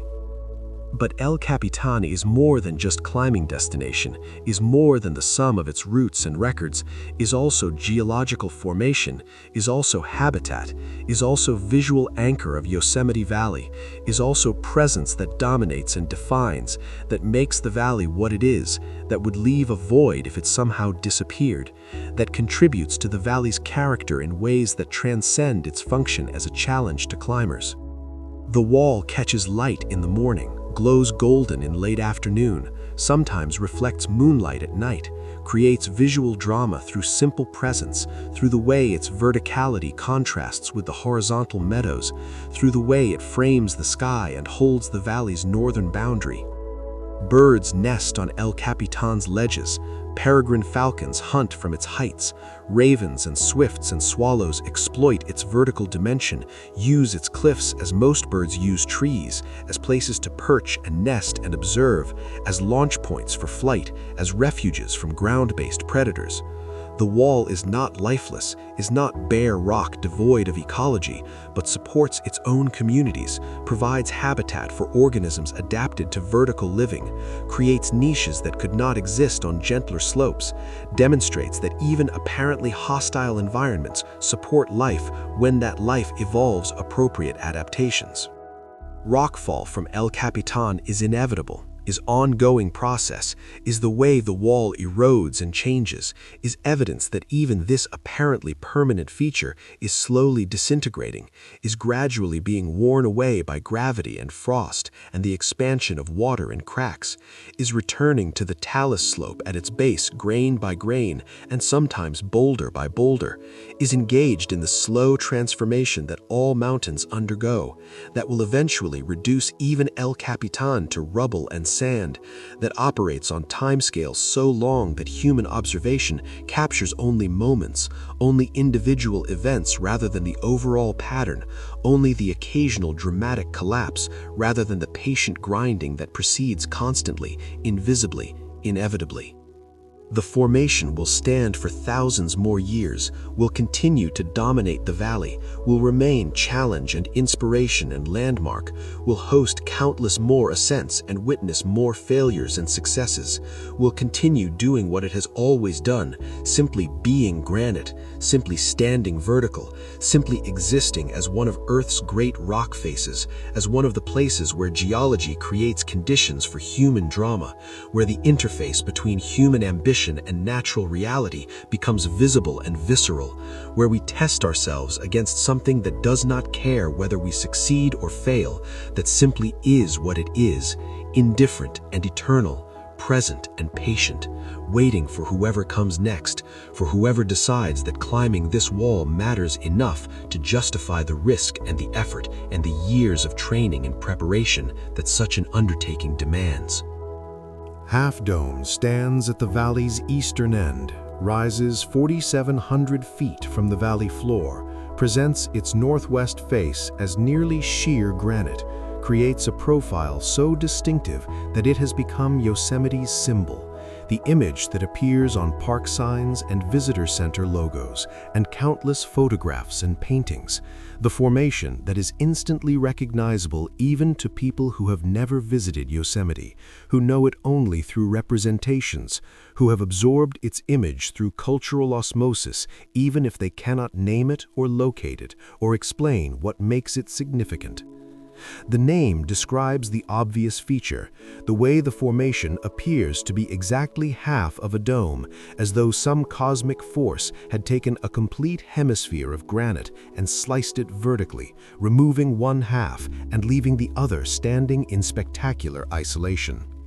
The appearance is so convincing, so perfect in its suggestion of artificial cutting, that early observers actually believed this was what had happened, that Half Dome had once been a complete dome, and that some catastrophic event, an explosion, a collapse, an earthquake, had destroyed half of it, leaving only this remnant as evidence of what once existed.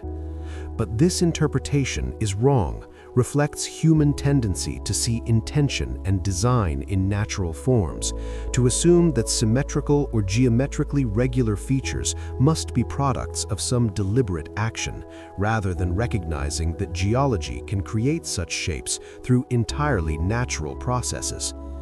Half Dome was never a complete dome, never had a missing half to lose, was shaped from the beginning by the patterns of fracturing and erosion that created its current form, that made it asymmetric, that gave it the profile that now seems so improbably perfect, so designed, so intentional. The sheer northwest face is a product of exfoliation, that process where granite sheets separate from the main mass along planes of weakness, where the rock essentially peels like an onion, where successive layers spall off, leaving fresh surfaces exposed, creating the curved profiles that characterize granite domes and the vertical faces that characterize features like Half Dome's northwest wall. The process continues, will eventually reduce Half Dome's height and alter its profile, will transform it over geological time into something different, into a dome that is perhaps less distinctive, less perfectly half, less recognizable, but that will still be granite, still be standing, still be participating in the slow transformation that all mountains undergo. The southeast side of Half Dome is not a cliff, but a steep slope, a surface that can be climbed without technical equipment, that allows hikers to reach the summit through sustained effort rather than requiring the specialized skills and gear that rock climbing demands. This accessibility makes Half Dome one of Yosemite's most popular hiking destinations, draws thousands of people each summer who want to stand on the summit, who want to achieve what seems like a mountaineering accomplishment without actually needing mountaineering skills, who want the views and the sense of achievement and the photographs that prove they made it, that document their presence on one of America's most iconic summits. But the route is not easy, requires round-trip distance of 14 to 16 miles depending on the exact trailhead, requires 4,800 feet of elevation gain, requires fitness and preparation and respect for altitude and distance and the possibility of afternoon thunderstorms, requires starting before dawn to complete the journey in daylight, requires understanding that this is a serious undertaking, that people die on Half Dome, that weather and fatigue and poor judgment combine to create dangers that the trail's popularity should not be allowed to obscure. The final section of the route, the last 400 feet to the summit, is equipped with steel cables anchored to the rock, providing handholds and support for climbers who would otherwise find the smooth granite too steep and too featureless to ascend safely. The cables have been in place since the 1920s, have been maintained and replaced as necessary, have allowed hundreds of thousands of hikers to reach the summit over the decades, have transformed Half Dome from technical climb, accessible only to experienced mountaineers, into challenging hike that fit people with determination can complete, that has become a rite of passage for many visitors, a bucket list item, an achievement that signifies something beyond the mere physical accomplishment of reaching a high point. The cables are installed only during the summer season, typically from late May through late October, depending on snow conditions and maintenance needs, are removed in winter when the route becomes dangerous from ice and snow, when conditions make the climb genuinely hazardous even with the cables, when the summit is left to those with winter mountaineering skills and the judgment to know when conditions are too dangerous even for experts. The seasonal closure protects both visitors and the resource, prevents accidents that would otherwise occur, acknowledges that some places at some times are simply too dangerous to leave accessible, that management sometimes means restricting access rather than facilitating it, that protection includes protecting people from their own poor judgment. A permit system was instituted in 2010, limiting the number of hikers who can ascend Half Comb on any given day, creating a lottery that determines who gets permits, introducing scarcity and planning into what had previously been open access, recognizing that popularity was creating crowding and safety issues, that too many people on the cables at once created dangerous conditions, that the summit area was being trampled and eroded, that unrestricted access was degrading both the experience and the resource, that some form of rationing was necessary to protect both. The permit system is controversial, is criticized as elitist, as creating barriers to access, as introducing bureaucracy and lottery luck into what should be spontaneous engagement with wilderness, as making Half Dome more difficult to visit, as prioritizing resource protection over democratic access. But it is also defended as necessary, as recognition that popular places require management, that unlimited access destroys what people come to see, that scarcity is reality and must be allocated somehow, that lottery is arguably more fair than first come first served, or ability to pay, or any other allocation method that might be used. Standing on Half Dome's summit, having climbed the cables and crossed the smooth granite top, you are 4,700 feet above the valley floor, higher than anything else in the immediate vicinity, granted views that extend for dozens of miles in clear conditions, that show the high country to the east and the valley below and the mountains beyond, that provide perspective on Yosemite's geography, on how the valley fits into the larger Sierra Nevada, on the relationship between lowlands and highlands, between glacially carved valleys and glacially polished domes, between the places where people congregate and the vast roadless wilderness that extends in all directions from this central attraction.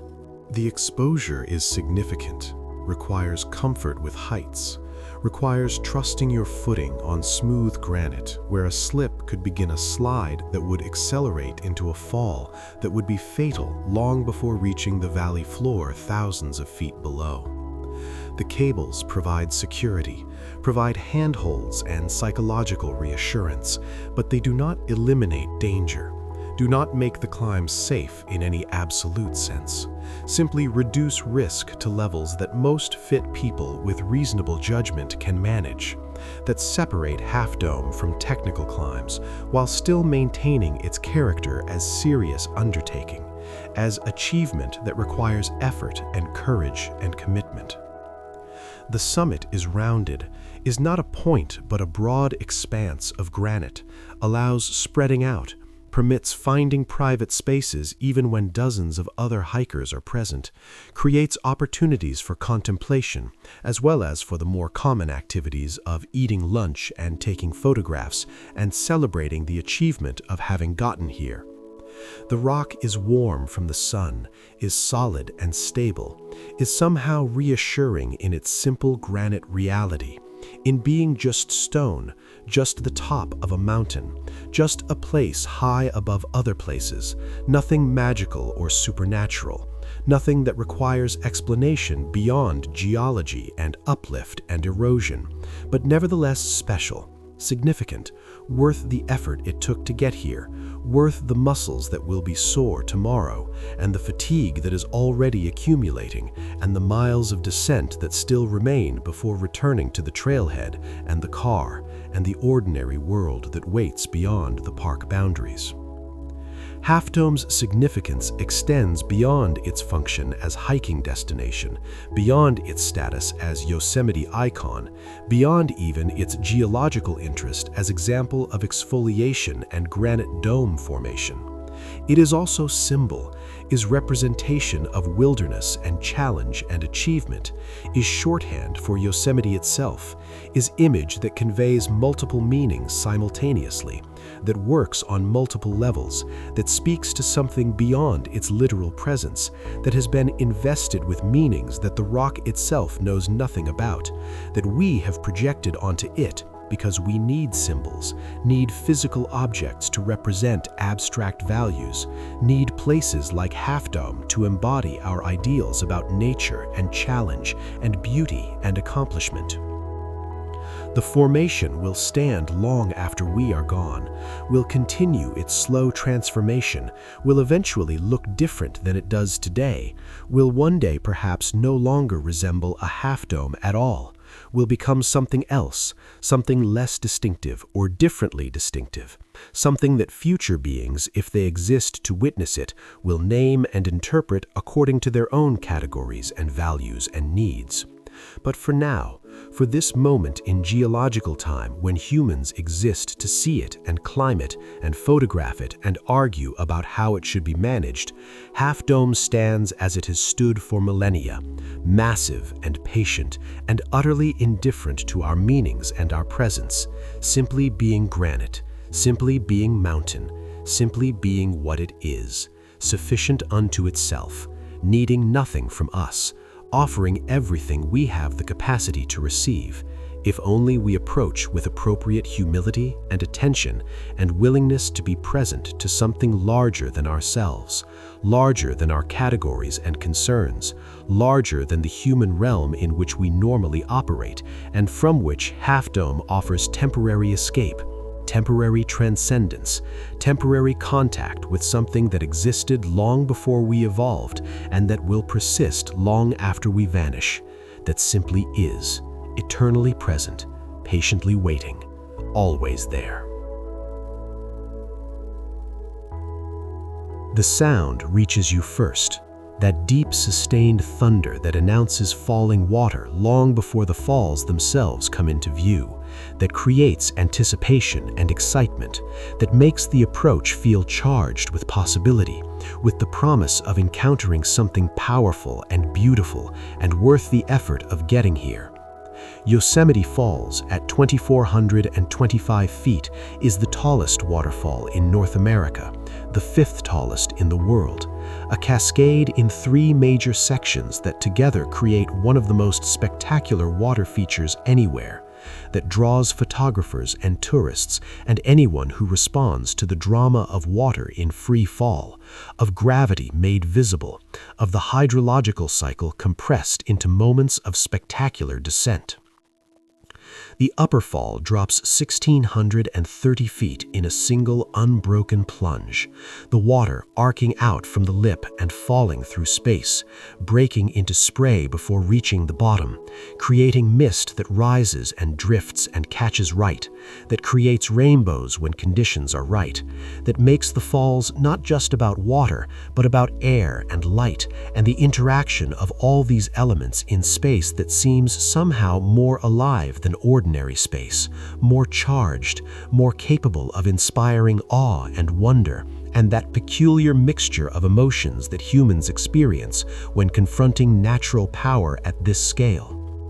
The middle Cascades drop 675 feet over a series of steep but not vertical sections, the water rushing and tumbling over granite ledges, visible from some viewpoints but largely hidden from the valley floor by the terrain, serving as transition between the dramatic upper plunge and the equally dramatic lower fall, connecting the 2 major drops into a single system, a single hydrological event that spans nearly half a mile of vertical distance, that demonstrates what happens when streams reach cliffs, when the smooth flow of rivers encounters sudden drops, when gravity asserts itself with maximum force and minimum resistance. The lower fall drops 320 feet in another nearly vertical plunge, this one more accessible than the upper fall, closer to valley floor trails, visible from multiple viewpoints, approachable to within yards of its base, where the spray creates a constant rain, where the thunder is deafening, where the power of falling water becomes palpable, becomes physical reality rather than merely visual spectacle, becomes experience rather than observation, becomes participation. The volume of water flowing over Yosemite Falls varies dramatically with season, reaches its peak in late spring when snowmelt from the high country sends maximum flow down Yosemite Creek, when the falls are at their most spectacular, when the thunder is loudest and the spray reaches furthest and the rainbows are most brilliant. When approaching the base of the lower fall means accepting a complete soaking, means being enveloped in mist so thick it obscures vision, means experiencing the falls not from safe distance, but from within the zone of their immediate influence, from the space where water dominates, where human presence is marginal and temporary, where the fall's power is undeniable and overwhelming.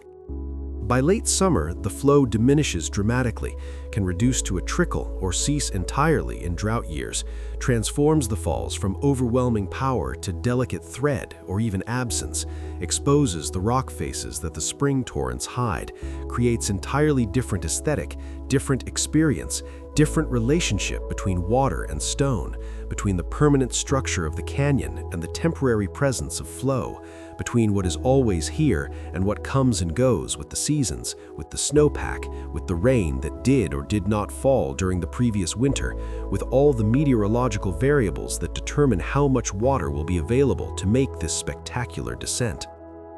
Bridal Veil Fall, visible from tunnel view and from numerous valley viewpoints, drops 620 feet from a hanging valley on the south wall, the water often blowing sideways in the wind, creating the veil effect that gives the falls its name, demonstrating the delicacy that water in air can achieve, showing that waterfalls are not just about power and thunder, but can also be about grace and movement, and the way that falling water responds to invisible currents, to the wind that swirls in the valley, to the air movements that the falls themselves create, to the complex aerodynamics of water and air in interaction. The indigenous name, Pohono, means spirit of the puffing wind, captures this quality of movement and change, of the fall's response to wind, of the way they seem almost animate, almost intentional in their swaying and shifting, in their refusal to fall straight, in their participation with the air rather than merely falling through it. The name also carried warning, suggested that the area around the falls was dangerous, that spirits inhabited this place and might be hostile to humans who approached carelessly or disrespectfully, that proper behavior was required, that this was not ordinary space but was charged with power that demanded acknowledgement. Vernal Fall and Nevada Fall, accessible via the Mist Trail on the Merced River, offer different experiences, different scales, different relationships between viewer and falling water.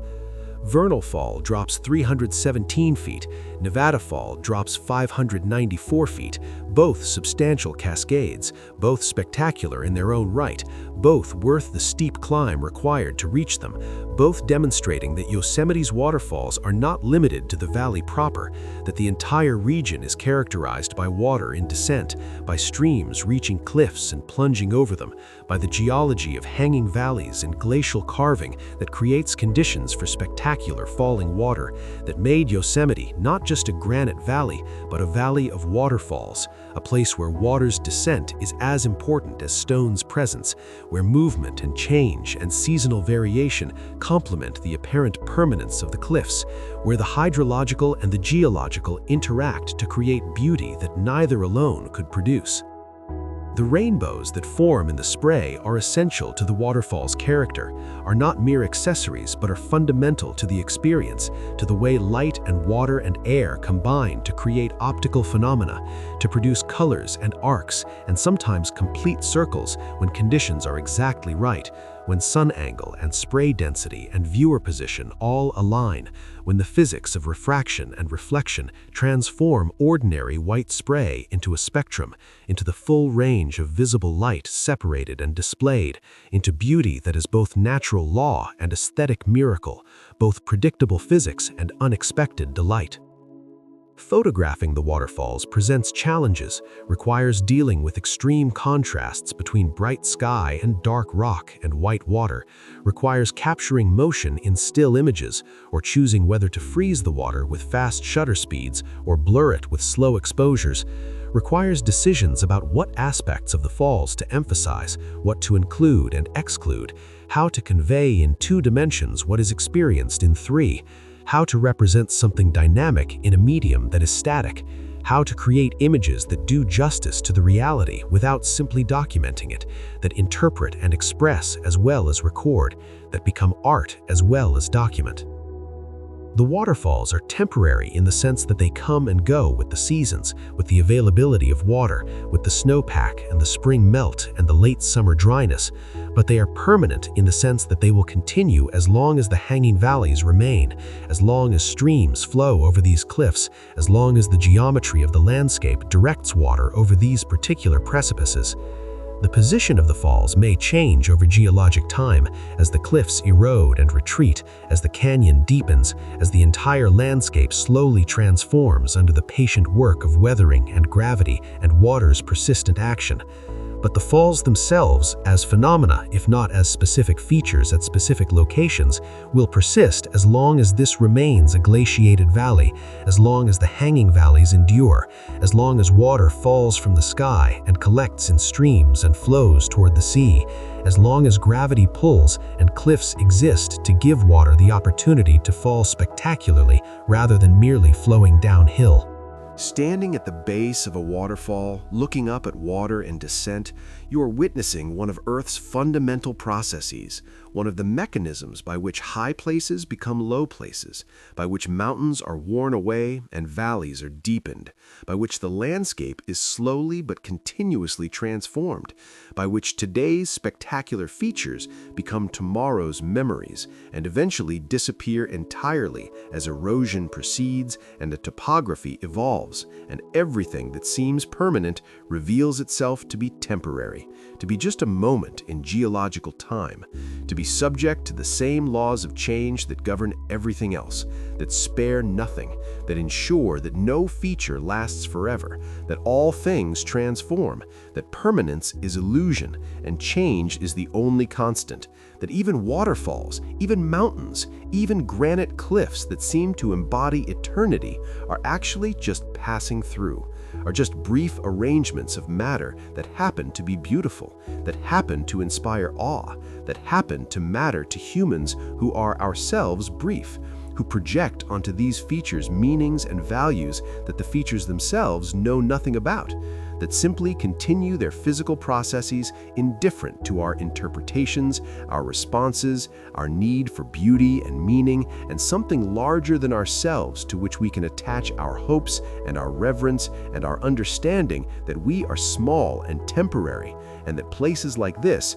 features like these waterfalls, deserve our attention and our respect and our gratitude for existing, for being what they are, for providing what they provide, for reminding us of what we are and what we are not, of our place in a world that preceded us and will continue without us, of the gift that it is to be alive in a time when such places exist and can be visited and can work their transformative magic on anyone who comes with openness and attention and willingness to be present to power and beauty at scales that command response, that create experience beyond ordinary life, that offer what only nature at its most spectacular can offer, what no human creation can match, what we need whether we know it or not, what feeds something in us that civilization cannot feed, that only wild places and natural wonders and encounters with forces beyond our control and our comprehension can satisfy, can awaken, can remind us is there. The meadows of Yosemite Valley spread across the valley floor, bright green in spring and summer, golden in autumn, snow-covered in winter, creating horizontal spaces that balance the vertical drama of the cliffs, providing visual relief and ecological diversity, supporting plant and animal communities different from those in the surrounding forests, offering visitors places to sit and rest and contemplate, places where the scale feels more human, where the overwhelming grandeur of the cliffs recedes slightly, where the presence of grass and wildflowers and the Merced River meandering through creates beauty of a gentler kind, less dramatic but no less valuable, less imposing but more intimate, less about power and more about delicacy, less about geology and more about ecology, less about deep time and more about seasonal time, about the annual cycles of growth and dormancy that characterize living systems, that connect these meadows to meadows everywhere, that make them familiar even in this extraordinary setting. The meadows were not always as they are now, have been shaped by human management, by decisions about how the valley should look and function, by changes in hydrology and fire regime and grazing pressure, by the complex interactions between ecological processes and human interventions that characterize all landscapes where people have been present for significant periods. The Ahwahneechee maintained the meadows through burning, prevented encroachment by trees and shrubs, created and sustained the open character that Euro-Americans encountered and admired and mistakenly thought was natural, was simply how this valley looked without human interference, was wilderness rather than managed landscape. When burning stopped under Euro-American management, when fire suppression became policy, the meadows began to change, began to fill in with trees and shrubs, began to lose their open character, began the transformation back toward forest that would occur without regular disturbance, without the fires that had maintained them for centuries or millennia. This transformation was eventually recognized as problematic, was understood as loss of biodiversity and loss of habitat for meadow-dependent species, was seen as change that should be prevented or reversed, that required active management, that meant acknowledging that the meadows were not naturally stable but required ongoing intervention to maintain their character. Restoration efforts have included tree removal, prescribed burning, changes to trails and roads and infrastructure that had altered drainage patterns and allowed meadows to dry out, installation of fencing to prevent trampling and soil compaction, all in service of returning the meadows to conditions that approximate what existed historically, what the Ahwahneechee maintained, what ecology and hydrology suggest are appropriate for this location, given the valley's natural conditions and processes. The work is ongoing, is never finished, requires constant attention and adjustment, requires learning from successes and failures, requires adapting management to changing conditions, requires recognizing that restoration is not about returning to some pristine past, but about maintaining conditions that support the values, ecological, aesthetic, recreational, that we want these meadows to embody. The meadows support remarkable biodiversity considering their relatively small total area, provide habitat for birds and mammals and insects and plants that could not exist in the surrounding forests, create edges and ecotones where forest species and meadow species mix, where the meeting of different habitat types creates opportunities for species that exploit boundaries, that need access to both environments, that thrive in the transition zones that pure forest or pure meadow cannot provide. The meadows are nesting sites for birds, foraging areas for bears and deer, hunting grounds for coyotes and raptors, display areas for butterflies and dragonflies, essential components of the valley's ecology that would be impoverished by their loss, that require protection and appropriate management to persist. Wildflowers bloom in the meadows through spring and summer, creating displays that change week by week as different species reach their flowering peaks, as the season progresses from early bloomers through late summer species, as the available moisture and temperature and day length trigger successive waves of flowering, of reproduction, of the botanical drama that is less visible than animal activity, but no less important, no less essential to ecosystem function, no less worthy of attention from visitors who take time to look closely, to notice what is growing at their feet rather than only looking at the cliffs above. The Merced River winds through the meadows, creates the moisture conditions that meadow plants require, provides the year-round water availability that distinguishes these areas from the drier surrounding forests, floods seasonally and deposits sediments and creates the complex of wet and dry microhabitats that support the full range of meadow biodiversity. The river's course has been modified by human activity, has been constrained and redirected, has had bridges and roads built across it, has been affected by upstream dams and diversions, has been subjected to recreational use that creates impacts, has been managed and mismanaged, and is now being carefully restored, being returned to more natural patterns, being given back some of the dynamism and the freedom to move and change that are essential to healthy river systems. Walking through the meadows on established trails, observing the regulations that require staying on paths and not trampling vegetation, accepting the fences and signs that mark areas closed for restoration, visitors participate in the ongoing negotiation between access and protection, between the desire to experience these spaces intimately and the need to prevent loving them to death, to prevent the impacts that unrestricted access inevitably creates, to recognize that popularity requires management, that preservation means accepting limits, that the meadow's health depends on visitors respecting boundaries and following rules that may seem arbitrary but that reflect understanding of ecological needs and human impacts, that embody the difficult compromises necessary when millions of people want to visit places that cannot sustain unlimited use without degradation.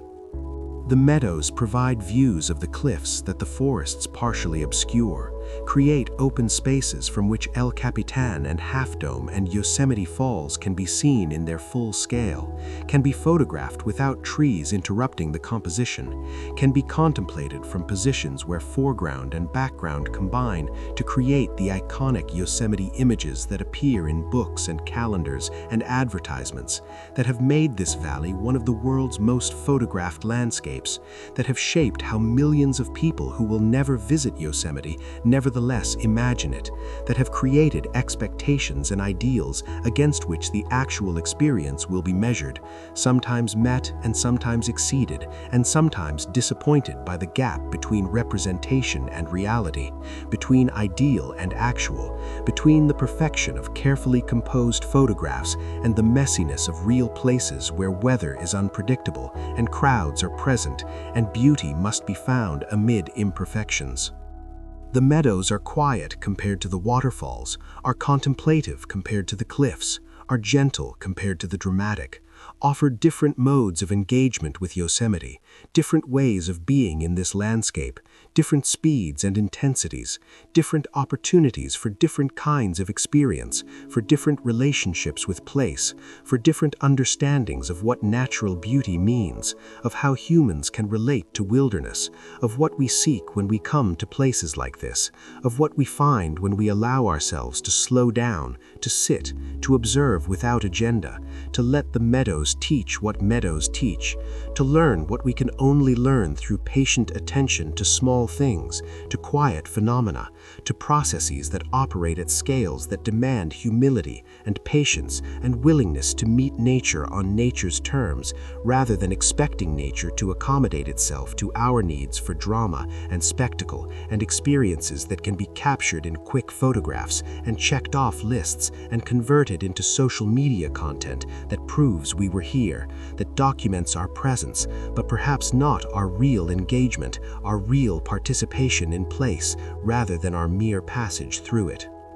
The meadows endure, change with the seasons, respond to weather and climate, support their communities of plants and animals, continue the ecological processes that have characterized them for thousands of years, continue to be what meadows are, to do what meadows do, to provide what meadows provide, to the valley's ecology and to human visitors seeking something that only meadows offer, some quality of space and light and openness that complements and balances the confinement of forests and the overwhelming drama of cliffs, that creates the full range of experiences that makes Yosemite more than just spectacular features, that makes it a complete landscape, a varied place, a valley that offers multiple environments and multiple ways of being present, multiple opportunities for connection and understanding, and the particular peace that comes from being in places that feel right, that seem balanced, that embody something essential about how land and water and life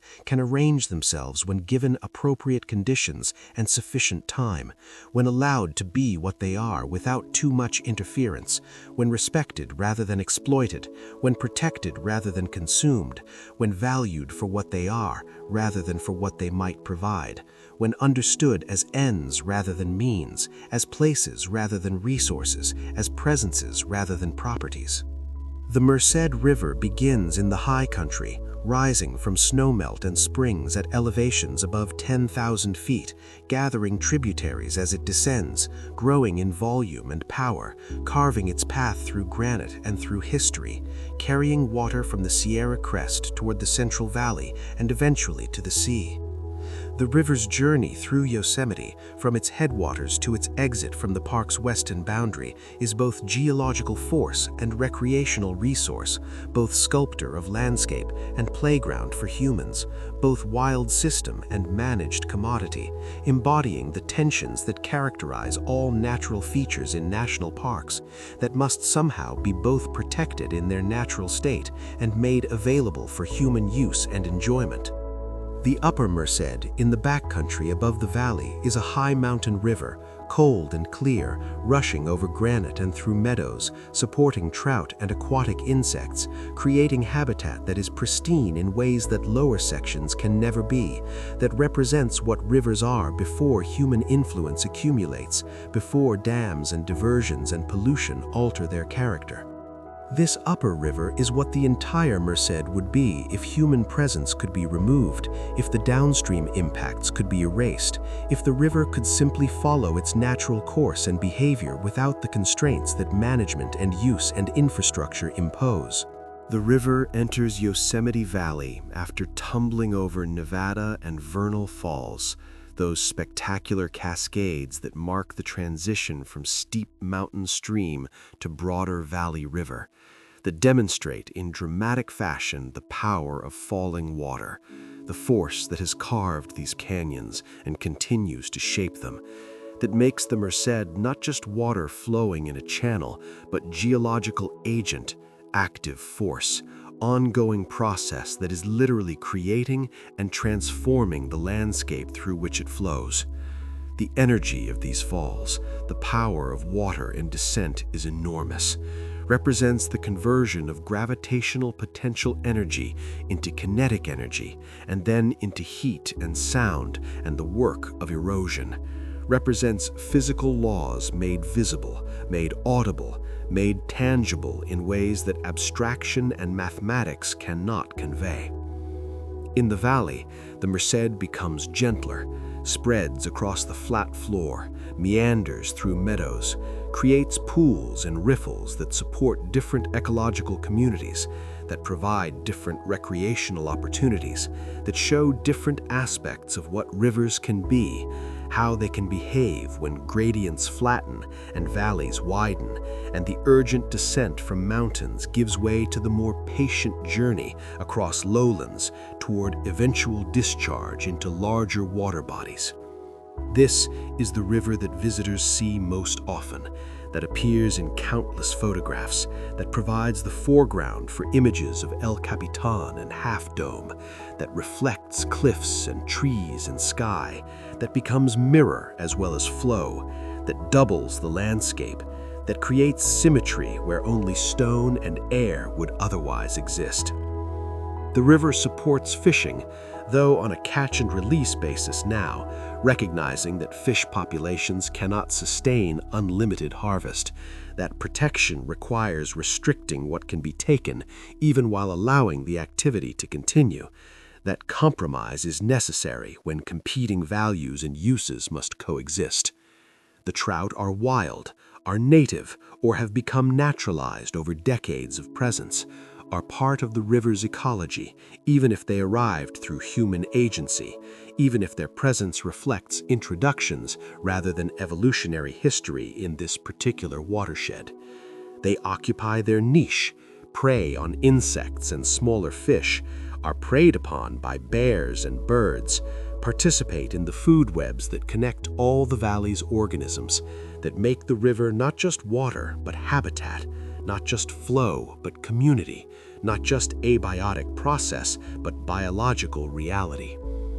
Swimming in the Merced is popular, is one of the ways that visitors engage directly with the river, that experience it through immersion rather than observation, that participate in its flow rather than merely watching from the banks.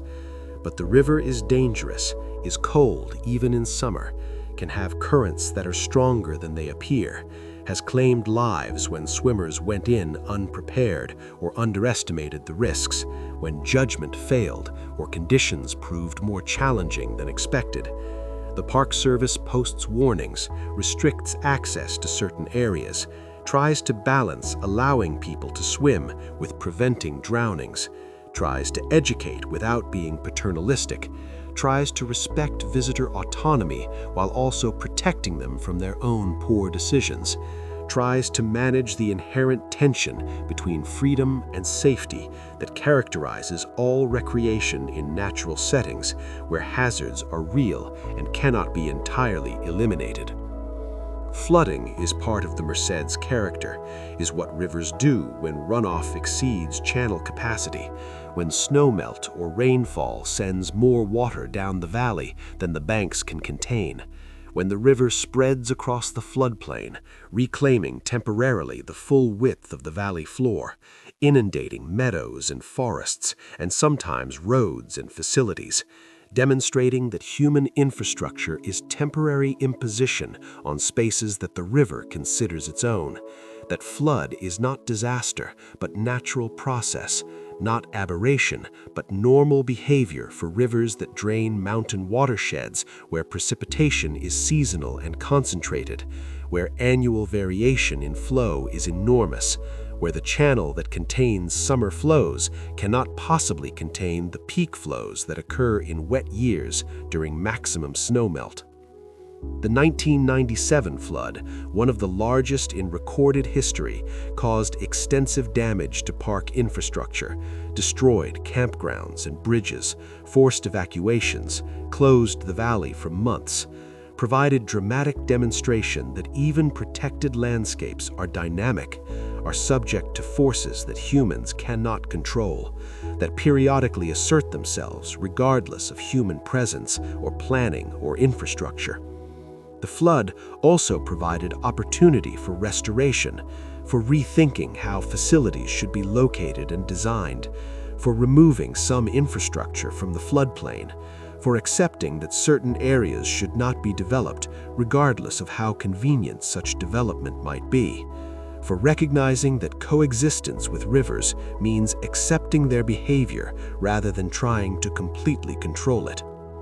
The river's course has been modified over the years, has been straightened in places to protect infrastructure, has been channelized to prevent meandering that threatened roads and buildings, has been subjected to the kind of engineering that sees dynamic rivers as problems to be solved, rather than as natural systems to be respected and accommodated. Some of these modifications are being reversed. Some channelized sections are being returned to more natural configurations. Some constraints are being removed to allow the river more freedom to move and change, to behave more like an unmanaged river, to recover some of the dynamism that management had suppressed. The restoration work continues, involves scientific understanding of river processes, requires engineering expertise to design interventions that will achieve desired outcomes, demands patience as the river responds to changes and finds new equilibria, requires accepting that early efforts will fail or have unintended consequences, requires learning and adaptation, requires commitment to long-term goals even when short-term results are disappointing or ambiguous.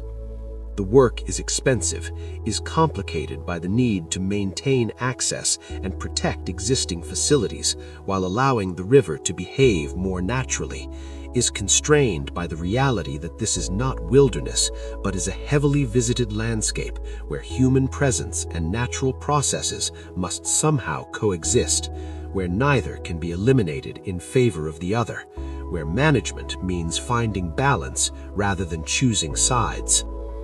The Merced connects the high country to the valley, connects the valley to the lowlands beyond, carries water from mountains to sea, participates in the hydrological cycle that distributes moisture across the landscape, that creates the conditions for life, that makes this valley green and productive rather than desert, that supports the forests and meadows and all the organisms that depend on water's availability. The river is artery, is transport system, is habitat, is force, is presence, is feature, is process, is all of these simultaneously, is more than the sum of its parts, is essential to Yosemite's character and ecology and history, is something that must be protected and respected and understood as more than just water in a channel, as more than just recreational resource or scenic feature, as living system that has value beyond its utility to humans, that deserves protection for its own sake as well as for the benefits it provides, that embodies the challenge of managing natural systems in human-dominated landscapes, of allowing rivers to be rivers while also using them for human purposes, of finding ways for both nature and people to thrive in places where their interests and needs intersect and sometimes conflict, where choices must be made and compromises accepted and ongoing vigilance maintained if we are to preserve what we value while also allowing access to what we have set aside for protection and for public enjoyment. Above 8,000 feet, Yosemite becomes different, transforms from the intimate scale of the valley to the vast spaces of the high country, from forests dominated by pines and oaks and incense cedars to the sparser vegetation of alpine and subalpine zones,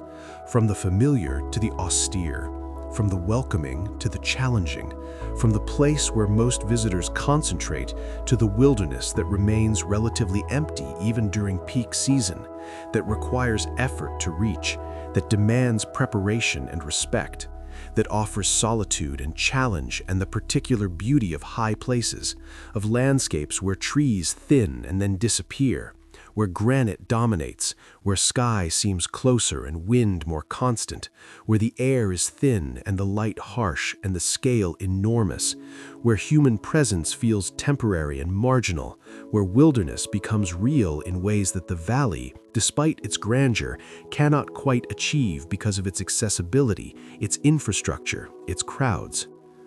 Tuolumne Meadows at 8,600 feet is the heart of Yosemite's high country, is the largest subalpine meadow in the Sierra Nevada, is a vast expanse of grasses and wildflowers bisected by the Tuolumne River, surrounded by granite domes and peaks, offering access to hundreds of miles of trails that penetrate deep into the wilderness, that connect to the John Muir Trail and the Pacific Crest Trail, that provide entry points for backpacking trips that can last days or weeks, that can carry you into landscapes that few people ever see, that are wild in ways that protected but popular places can never be, that demand self-sufficiency and wilderness skills and the ability to navigate and to make decisions and to accept responsibility for your own safety in environments where rescue is difficult and uncertain,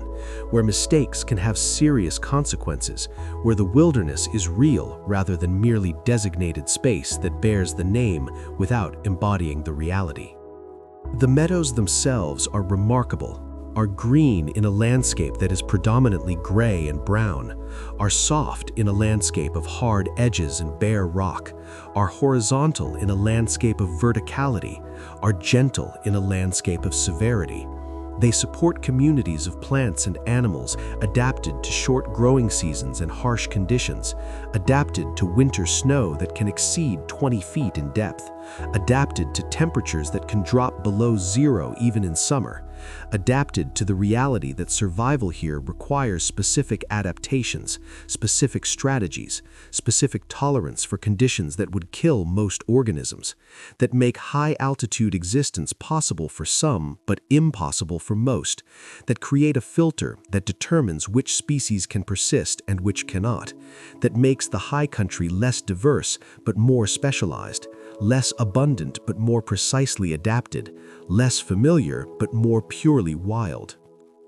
The granite domes that surround Tuolumne Meadows, Lambert Dome, Pothole Dome, Fairview Dome, demonstrate the variety of forms the granite erosion can create, show exfoliation at different scales and stages, provide climbing that is different from El Capitan, that is shorter but often more technical, that involves friction climbing on smooth faces, that requires balance and technique rather than strength and endurance, that attracts climbers seeking different challenges than the valley offers, seeking smaller crowds and wilder settings, seeking the particular pleasure of climbing in the high country where the air is thin and the views extend for dozens of miles and the sense of being in wilderness is enhanced by elevation and isolation and the simple fact of being far from roads and facilities and the crowds that concentrate in more accessible locations.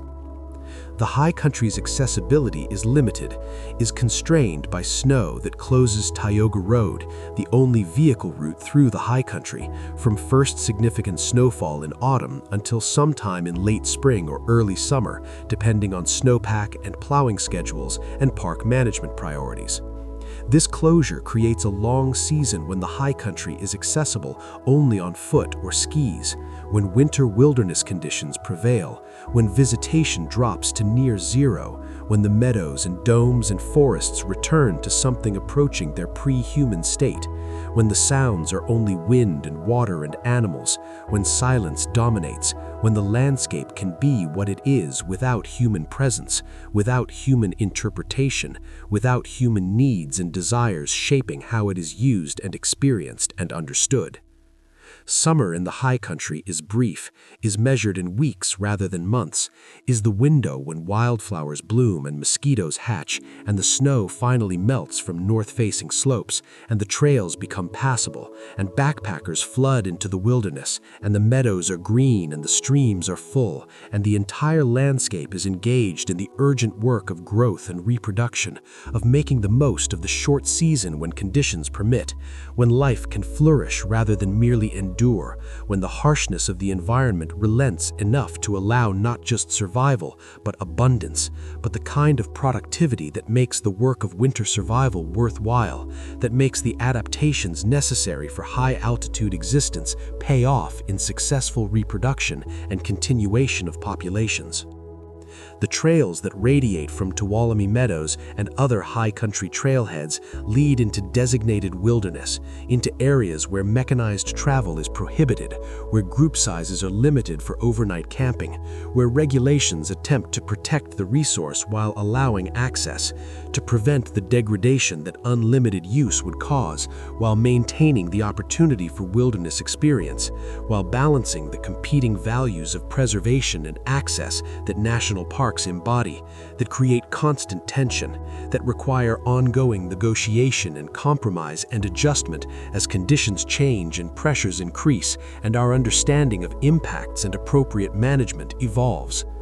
Wilderness permits, backcountry quotas, food storage requirements, campfire restrictions, all of these are attempts to manage use while maintaining wilderness character, to allow people in while preventing them from destroying what they came to experience, to regulate without over-regulating, to protect without eliminating the freedom and the self-reliance that wilderness experience requires, that distinguish backcountry travel from front country tourism, that make high country visits different in kind from valley visits, that demand more and offer more, that appeal to those seeking something beyond scenery, seeking challenge and solitude and the particular satisfactions that come from carrying everything you need, from being self-sufficient, from succeeding in environments where success is not guaranteed, where weather and terrain and physical limitations can defeat even well-prepared parties, where the wilderness is real enough to be dangerous, authentic enough to inspire respect, wild enough to remain wilderness rather than merely designated space that bears the name without embodying the reality. The high country is where Yosemite reveals its true scale, where the valley is understood not as the park but as one valley among many, as accessible lowland in a landscape that is predominantly high and remote and roadless, as the tip of an iceberg whose bulk lies hidden in the wilderness beyond, as the place where most people go but not the place that defines the park's character, not the place that embodies what Yosemite is in its fullest sense, not the place that captures the range and variety and the genuine wildness that exists when you venture beyond the comfortable confines of developed areas, when you commit to trails that lead into backcountry where cell phones don't work and restaurants don't exist, and comfort is something you carry on your back or do without, where the wilderness becomes teacher and challenge and reward, where the high country offers what only high country can offer, what you cannot get in valleys or from viewpoints or through quick visits, what requires time and effort and willingness to be uncomfortable, to accept what the mountains give rather than demanding what you want, to receive what wilderness offers rather than trying to impose your expectations on landscapes that care nothing for human desires, that simply are what they are, wild and high and beautiful and harsh and patient and eternal, standing above the valleys, looking down from elevations where the air is thin and the views extend forever, where the granite is pure and the sky is close, and the sense of being in presence of something vast and indifferent and magnificent is inescapable, undeniable, transformative for those who come with openness, who allow themselves to be changed by altitude and solitude and direct encounter with wild nature at its most uncompromising, most authentic, most purely itself. Spring arrives in stages in Yosemite, begins in the lowlands and climbs slowly up the mountains, reveals itself first in the valley where the snow melts early and the wildflowers bloom in March and April, where the waterfalls reach their peak as snowmelt from the high country sends maximum water over the cliffs, where the Merced runs bankful and sometimes beyond, where the meadows are soggy and green and the bears emerge from hibernation and the valley feels renewed, feels alive after winter's dormancy, feels like the world is beginning again, participating in the annual cycle that spring represents, the return of warmth and growth and abundance after the scarcity and cold of winter. By late May or June, spring reaches the high country, melts the snow from Tuolumne Meadows, opens Tioga Road, allows access to elevations that have been locked in winter for 8 or 9 months, that emerge from snow cover into brief, intense summer, into a season measured in weeks when everything must happen quickly, when wildflowers must bloom and set seed, when animals must reproduce and raise young, when all the annual business of life must be compressed into the short window between snowmelt and the first autumn storms that will bury the landscape again, that will return the high country to winter, that will close the road and empty the campgrounds and restore the solitude that winter brings. Summer in the valley is when crowds peak, when 4 million visitors come to see what photographs have promised, when the parking lots fill and the hotels book months in advance, and the trails become highways, and the sense of wilderness becomes difficult to maintain amid the press of humanity, amid the noise and the traffic and the simple, overwhelming presence of people who have come from everywhere seeking beauty and inspiration and escape from urban life, but who bring urban density with them, who create in the valley something resembling the very conditions they came to escape, who love Yosemite enough to visit, but whose collective presence threatens to destroy what they came to experience, creates the paradox that afflicts all popular places, that makes success a threat, that makes beauty a curse when too many people seek it, when access and preservation conflict, and management must choose how to balance values that cannot be fully reconciled?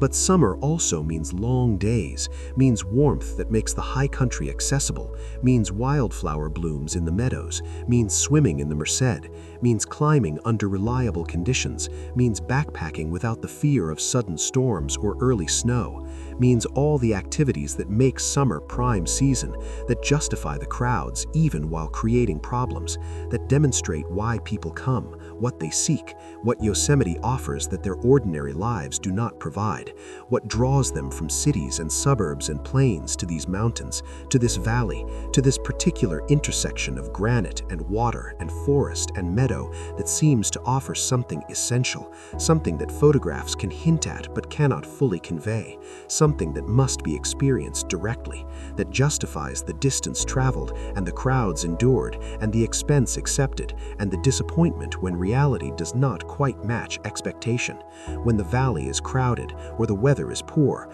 or the waterfalls are dry or any of the countless ways that actual places differ from idealized images. Autumn brings color to the valley as the black oaks and cottonwoods and maples turn yellow and orange, as the ferns brown and the meadows fade from green to gold, as the light changes to the softer tones that autumn provides, as the air becomes crisp and the crowds thin, and the valley returns to something closer to the experience that earlier visitors knew, that Muir described, that photographs from less popular eras captured, when solitude was possible even in the valley, when you could stand at tunnel view without dozens of other people present, when the parking lots were not full and the campsites were available, and the sense of discovery was possible because you were not following crowds but were finding the valley yourself, were encountering it with something approaching the freshness that first visitors experienced, that contemporary visitors must work harder to achieve, must seek in less accessible places or at less popular times, or through simple determination to see past the crowds, to experience the place rather than merely documenting your presence in it.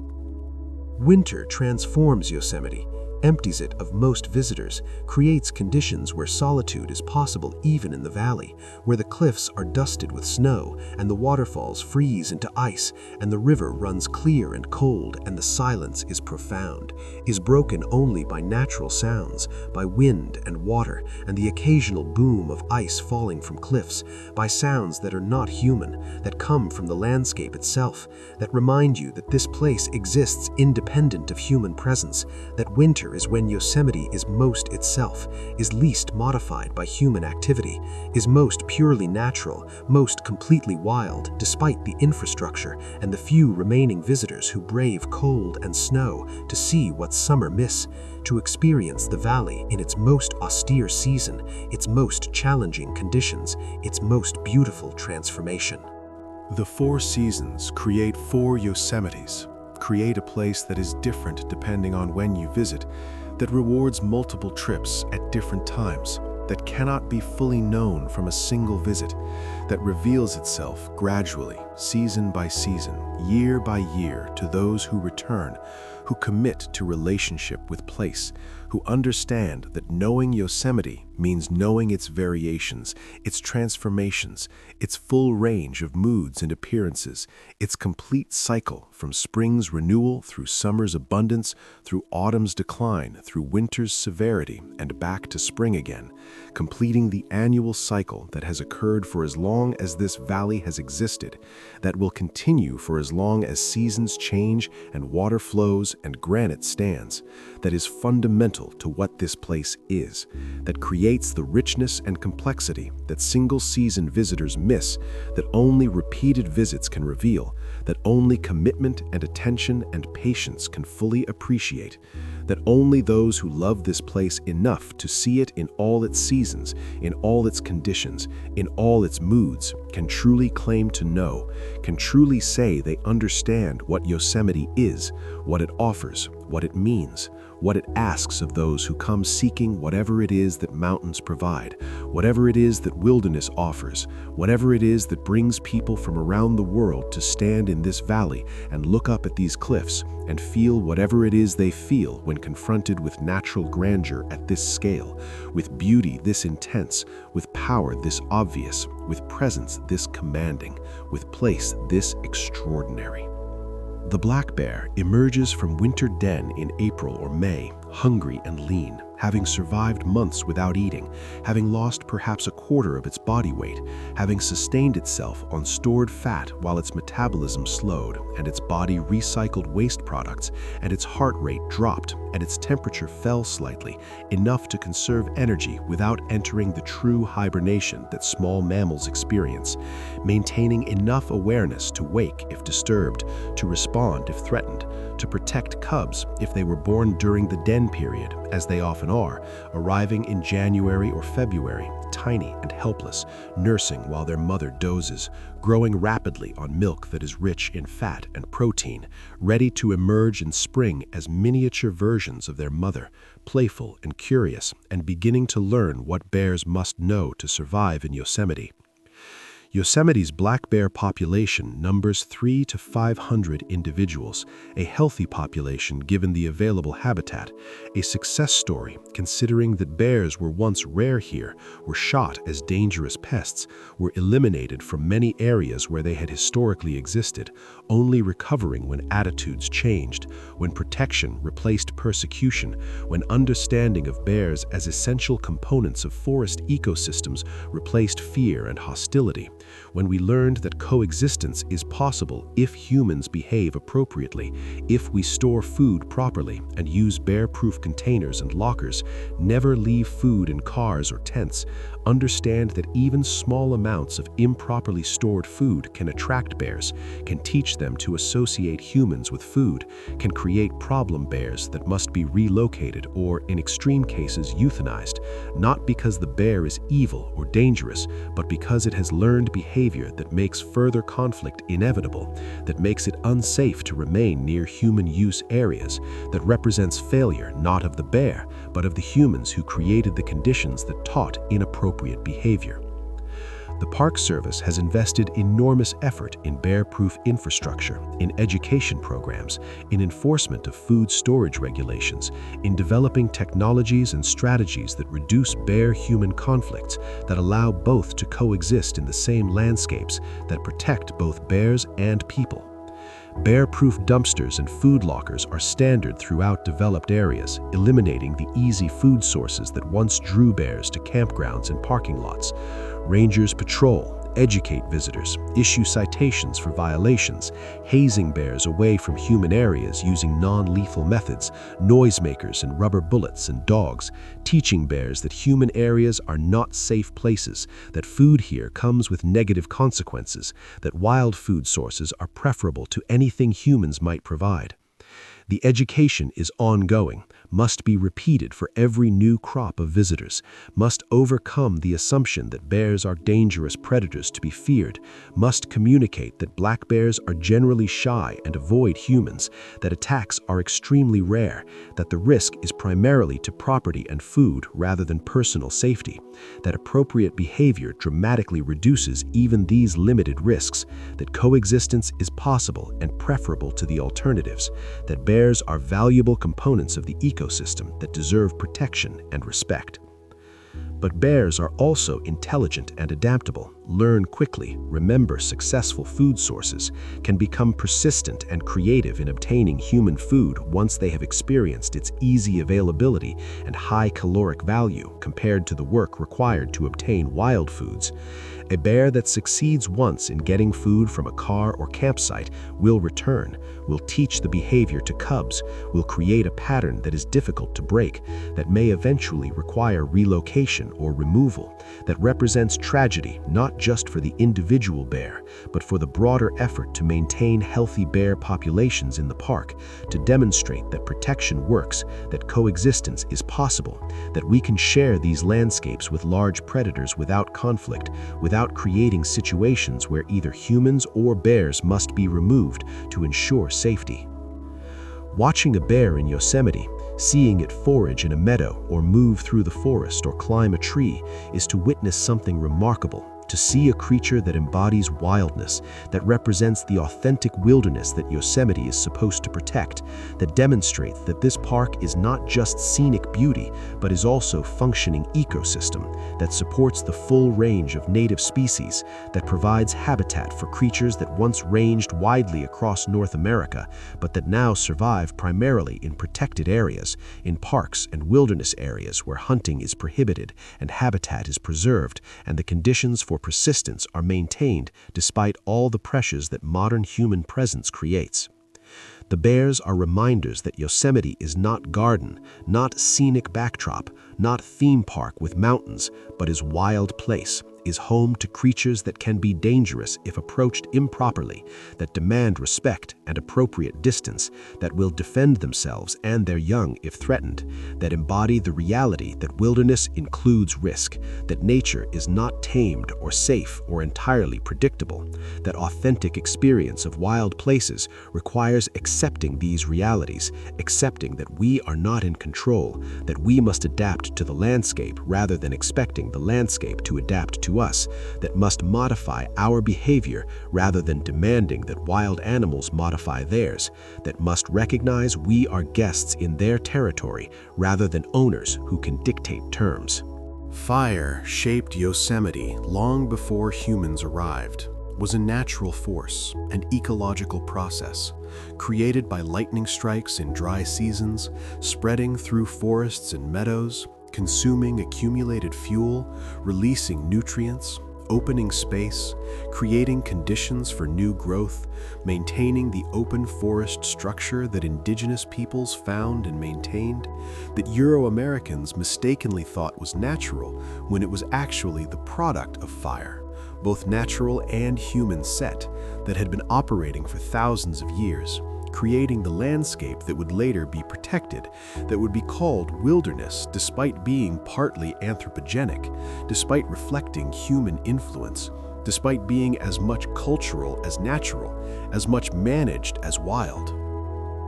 Fire suppression, that policy adopted across American forests in the early 20th century, treated all fire as enemy, as destructive force to be prevented and extinguished, as threat to trees and property and human safety, as something that good management meant eliminating, meant fighting aggressively, meant preventing whenever possible. This policy seemed reasonable, seemed obviously correct to generations who had seen fires destroy towns and forests, who understood fire primarily as destructive, who did not recognize fire's ecological functions, who did not understand that some forests need fire, that some species require fire for reproduction, that fire suppression could cause more problems than it solved, that preventing fire meant allowing fuel to accumulate, meant creating conditions for catastrophic burns,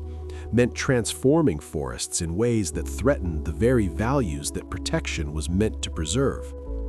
Decades of fire suppression in Yosemite created dense understory growth, allowed young trees to survive that would normally have been killed by frequent low-intensity fires, allowed fuel to accumulate on forest floors, changed forest structure from open stands dominated by large trees to dense thickets where young trees created ladder fuels, where fire could climb from ground to canopy, where intense fires became possible, where the conditions existed for burns that would kill mature trees, that would destroy rather than renew, that would transform forest to something else, to shrubland or grassland or bare ground, that would eliminate the very features that protection sought to maintain. The giant sequoias, those ancient trees in Mariposa Grove and other groves scattered through the park, require fire for reproduction, need intense heat to dry and open their cones, need bare mineral soil for seedlings to establish, need the space that fire creates by killing competitors, need the nutrients that fire releases from accumulated organic matter. Without fire, sequoia groves aged without replacement. Mature trees stood without younger generations beneath them. Reproduction failed despite abundant seed production. The groves slowly declined despite legal protection, despite being saved from logging, despite being within a national park where preservation was official policy. The recognition that fire suppression was harming rather than helping came gradually, emerged from scientific research in the 1960s and 70s, from observations showing that forests were changing, that fuel was accumulating, that the conditions existed for catastrophic burns, that the policy meant to protect was actually creating danger, that management needed to change, that fire needed to be reintroduced, that prescribed burns under controlled conditions could reduce fuel loads, could restore forest structure, could maintain the ecological processes that had shaped these forests for millennia, that had created the conditions that Euro-Americans found and admired and mistakenly thought were products of nature alone, rather than recognizing that indigenous burning had been essential, that the landscapes they loved were partly human creations, were products of active management rather than passive wilderness. Prescribed burning began in Yosemite in the 1970s, was controversial initially, faced opposition from those who believed fire was always destructive, who worried about air quality and safety and liability, who did not trust that management could safely use fire as a tool, that burns would remain controlled, that the benefits would outweigh the risks. But the evidence accumulated, demonstrations proved the approach could work, scientific understanding grew, public attitudes shifted, prescribed burning became accepted practice, became routine part of park management, became essential tool for maintaining forest health and ecosystem function. Today, Yosemite conducts prescribed burns regularly, sets fires deliberately under carefully planned conditions, uses fire to reduce fuel loads, to maintain meadows, to stimulate sequoia reproduction, to restore forest structure, to mimic the natural fire regime that shaped these forests before suppression began. The burns are carefully planned, require specific weather conditions, use natural and constructed fire breaks, involve extensive preparation and coordination, employ trained professionals who understand fire behavior, who can predict how fires will spread under different conditions, who can control burns and ensure they achieve objectives without escaping, without creating the catastrophic burns that suppression was meant to prevent. The smoke from prescribed burns is controversial, affects air quality, creates visibility problems, can trigger health issues for sensitive individuals, represents a trade-off between long-term forest health and short-term air quality, between ecological management and human comfort, between what science says is necessary and what visitors expect, between accepting that fire is a natural part of this ecosystem and wanting the wilderness to be pristine and smoke-free. The management must balance these concerns, must communicate why burning is necessary, must minimize smoke impacts while achieving ecological objectives, must accept that some complaints are inevitable, that not everyone will understand or accept fire's role, that education is ongoing, that controversy will persist even as the scientific consensus supporting prescribed fire becomes stronger. The forests of Yosemite carry fire's history in their structure, in their composition, in the scars on old trees, in the age distribution of their populations, in every aspect that fire has influenced, which is essentially everything, which is the entire ecosystem, which is shaped by fire as much as by water and stone and ice, which cannot be understood without understanding fire, which cannot be managed appropriately without using fire, which cannot persist in anything approaching their historical character without fire being reintroduced and maintained, without the ongoing work of prescribed burning that will never be finished, that will require constant attention and resources and political will, that will remain controversial even as its necessity becomes increasingly obvious, even as climate change makes fire more dangerous and more essential simultaneously, even as the challenges increase and the stakes rise and the importance of getting this right becomes more urgent with each passing year, with each fire season, with each recognition that the forests we have inherited will not persist without active management, without difficult decisions, without accepting that preservation is not passive but requires ongoing intervention, ongoing effort, ongoing commitment to doing what science indicates is necessary, even when it contradicts what intuition or public preference or political pressure might prefer. Adams arrived in Yosemite as a child in 1916, received his first camera that year, began the lifelong relationship with this landscape that would produce some of the 20th century's most iconic photographs, images that would shape how millions of people perceive not just Yosemite, but wilderness itself, that would demonstrate photography's power as a tool for conservation, that would prove that art and activism could merge, that beauty captured in images could motivate political action, that showing people what exists could convince them to protect it, that representation matters, that how we see landscapes influences how we value them, that Adams' photographs of Yosemite are not just aesthetic achievements, but are political documents, are arguments for preservation made through beauty rather than through logic, through emotion rather than through economics, through demonstrating what would be lost if these places were not protected, what future generations would be denied if current interests were allowed to exploit rather than preserve. Adams' technical mastery was extraordinary. His understanding of light and composition and the zone system he developed for controlling exposure and development allowed him to create images of exceptional clarity and tonal range, of blacks that were truly black and whites that were luminous, of gradations between that revealed texture and depth in ways that snapshot photography could never achieve. His images required preparation and patience, required waiting for exactly the right light and weather conditions, required technical precision in exposure and development, required the commitment of an artist who understood that capturing Yosemite adequately meant doing more than merely pointing a camera, meant engaging deeply with light and form, meant understanding the landscape intimately enough to know when conditions would be optimal, meant returning repeatedly until everything aligned, until the image in his mind could be realized on film and ultimately on paper in prints that were themselves works of art, that demonstrated that photography at its highest level is not documentation but creation, is not recording but interpretation, is not passivity but active engagement with subject and medium. His photographs of Yosemite became inseparable from the place itself, became how people who had never visited imagined it, became the visual vocabulary through which Yosemite was discussed and understood, became iconic to the point where visitors sometimes complained that the valley looked different from Adams' photographs, as though reality had failed to match representation, as though the place should conform to the images rather than the images being abstractions from the place. This power to shape perception is both gift and burden, makes Adams' work enormously influential but also potentially limiting, makes it difficult for other photographers to escape his shadow, to create images of Yosemite that are not comparisons with Adams, that do not invite judgment about whether they match his achievement, that can stand on their own rather than being measured against the standard he established.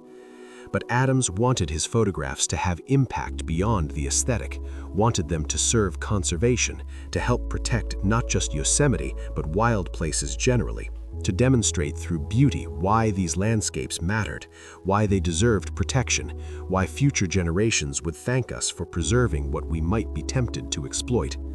He worked with Sierra Club, donated images for campaigns, created portfolios that were sold to raise money for conservation, understood that his art could serve purposes beyond itself, that beauty could be weaponized in the best sense, could be deployed in battles for preservation, could move people in ways that arguments and statistics could not, could create emotional connections to places that logic alone would never forge. The black and white images, devoid of color, somehow captured Yosemite's essence more effectively than color photography often did, distilled the landscape to form and light and texture, eliminated the potential distraction of color, focused attention on structure and composition, on the interplay of light and shadow, on the graphic qualities that make his images instantly recognizable, that create visual signatures that are unmistakably Adam's, even when the specific location is not identified, that demonstrate a vision so consistent and so powerful that it transcends any individual image, that represents a way of seeing that influenced generations of photographers and shaped public understanding of what wilderness looks like, what beauty means in natural landscapes, what cameras can reveal when used by artists who understand both the technical and aesthetic dimensions of photography. Adams's legacy in Yosemite and beyond is complex, is inspiration and burden simultaneously, is achievement that invites emulation and creates such high standard that matching it seems impossible, that makes every subsequent photographer work in his shadow, even when trying to escape it, even when deliberately avoiding his approaches and his compositions and his aesthetic. But the legacy is also a reminder that art matters, that beauty is political, that showing people what exists can motivate protection, that conservation needs artists as much as scientists, needs people who can create emotional connections as much as people who can gather data, needs Adams's photographs as much as Muir's writings, needs multiple approaches and multiple voices and multiple ways of communicating why wilderness matters, why Yosemite deserves protection, why future generations deserve to inherit these landscapes intact, why short-term economic interests should not determine the fate of places that embody values beyond price, that offer benefits that balance sheets cannot capture, that provide what only beauty and grandeur and wilderness can provide. The cliffs continue their slow transformation, continue the process of exfoliation that creates the curved faces and the massive sheets of granite that periodically separate and fall, that send tons of rock crashing to the valley floor in events that are dramatic and dangerous and inevitable, that are geology happening in real time, that demonstrate that even landscapes that seem permanent are actually dynamic, are changing continuously, are engaged in processes that will eventually transform them completely, that will reduce these cliffs to talus slopes and these domes to gentle hills, that will obliterate the features we admire and create new features for future beings to admire, if any exist, if Earth continues supporting complex life, if the changes we are creating do not render the planet uninhabitable for species like us, who require specific conditions, who cannot adapt quickly enough to keep pace with the changes we are forcing through our disruption of climate and ecosystems and all the systems that make Earth livable. The rockfall is a reminder of impermanence, of the fact that nothing lasts, that even granite yields to time, that the cliffs we photograph and climb and admire are temporary structures, will one day be gone, will be remembered only in images and descriptions if those survive, if human civilization persists long enough to maintain archives, to preserve records, to pass knowledge to future generations. But the rockfall is also a reminder of ongoing process, of the fact that Earth is alive in the sense that its surface is constantly changing, constantly being created and destroyed and recreated, constantly demonstrating that the planet is not static backdrop, but is active participant, is itself engaged in dramas that dwarf human concerns, that operate at scales that make human history seem brief, that will continue long after we are gone, that will persist through whatever comes next, through whatever changes climate and tectonics and evolution and chance create. At night, when the valley empties and the lights dim and the human activity that dominates daylight finally ceases, Yosemite reveals another dimension, shows what the sky looks like when artificial light does not obscure it, when the Milky Way becomes visible as a band of light across the darkness, when stars appear in numbers that urban dwellers never see, when the universe reveals its scale and our smallness, when looking up means seeing back in time, means witnessing light that left distant stars before humans existed, means connecting to cosmos in ways that daylight prevents, that require darkness, that demand that we turn off our lights and let our eyes adapt and allow ourselves to see what our ancestors saw, what every human before electric lighting knew, what we have largely lost in our artificially lit world, but that still exists in places like Yosemite, where darkness is protected, where the night sky is valued, where looking up means seeing not just stars, but seeing our place in universe, our connection to something vast and ancient and ongoing. The challenges that face Yosemite are numerous and growing. Climate change altering precipitation patterns and snowpack, affecting waterfalls and river flows and ecosystems. Increasing visitation creating crowding and impacts and infrastructure strain. Aging facilities requiring replacement and upgrading. Budgets that never match needs. Political pressures from multiple directions with competing agendas. The simple difficulty of managing a place that is meant to be both wilderness and tourist destination, both preserved in natural state and made accessible to millions, both protected from human impact and available for human use, both present and future, both what we inherited and what we will pass on. But Yosemite endures, has survived worse threats, has persisted through attempts to dam Ahwahneechee, through plans to build tramways to Glacier Point, through proposals that would have developed the valley far beyond current levels, through all the schemes that would have compromised or destroyed what we value, that were defeated by people who cared enough to fight, who understood that some places are more valuable preserved than developed, who committed to protection even when it meant sacrifice, even when it meant giving up economic opportunities, even when it meant accepting limits on human use and human access and human domination. The legacy of Yosemite is not just the park itself, but is the idea that parks represent, the acknowledgement that some landscapes deserve protection for their own sake, that beauty and wilderness have value beyond utility, that future generations have claims on present decisions, that we are trustees, not owners, stewards, not masters, that our brief presence on Earth obligates us to consider those who will come after, to preserve what we can, to protect what deserves protection, to leave the world richer, not poorer, more beautiful, not less, more wild, not more tamed, more full of wonder and grandeur and all the qualities that make life worth living, that make Earth home not just for us, but for all the species that share this planet, that make Yosemite what it is and what it will remain if we are faithful to our obligations, if we honor our responsibilities, if we protect what we have been privileged to inherit and pass it on intact, undiminished, still capable of inspiring awe and wonder and all the responses that these granite walls and waterfalls and meadows and forests have inspired in everyone who has stood here and looked up and felt whatever it is we feel when we encounter beauty and power at this scale, when we experience directly what the planet can create when given time and proper conditions, when we understand that we are part of something larger, something that preceded us and will outlast us, something that deserves our reverence and our protection and our gratitude simply for being what it is, for existing, for offering what only places like this can offer, for being Yosemite.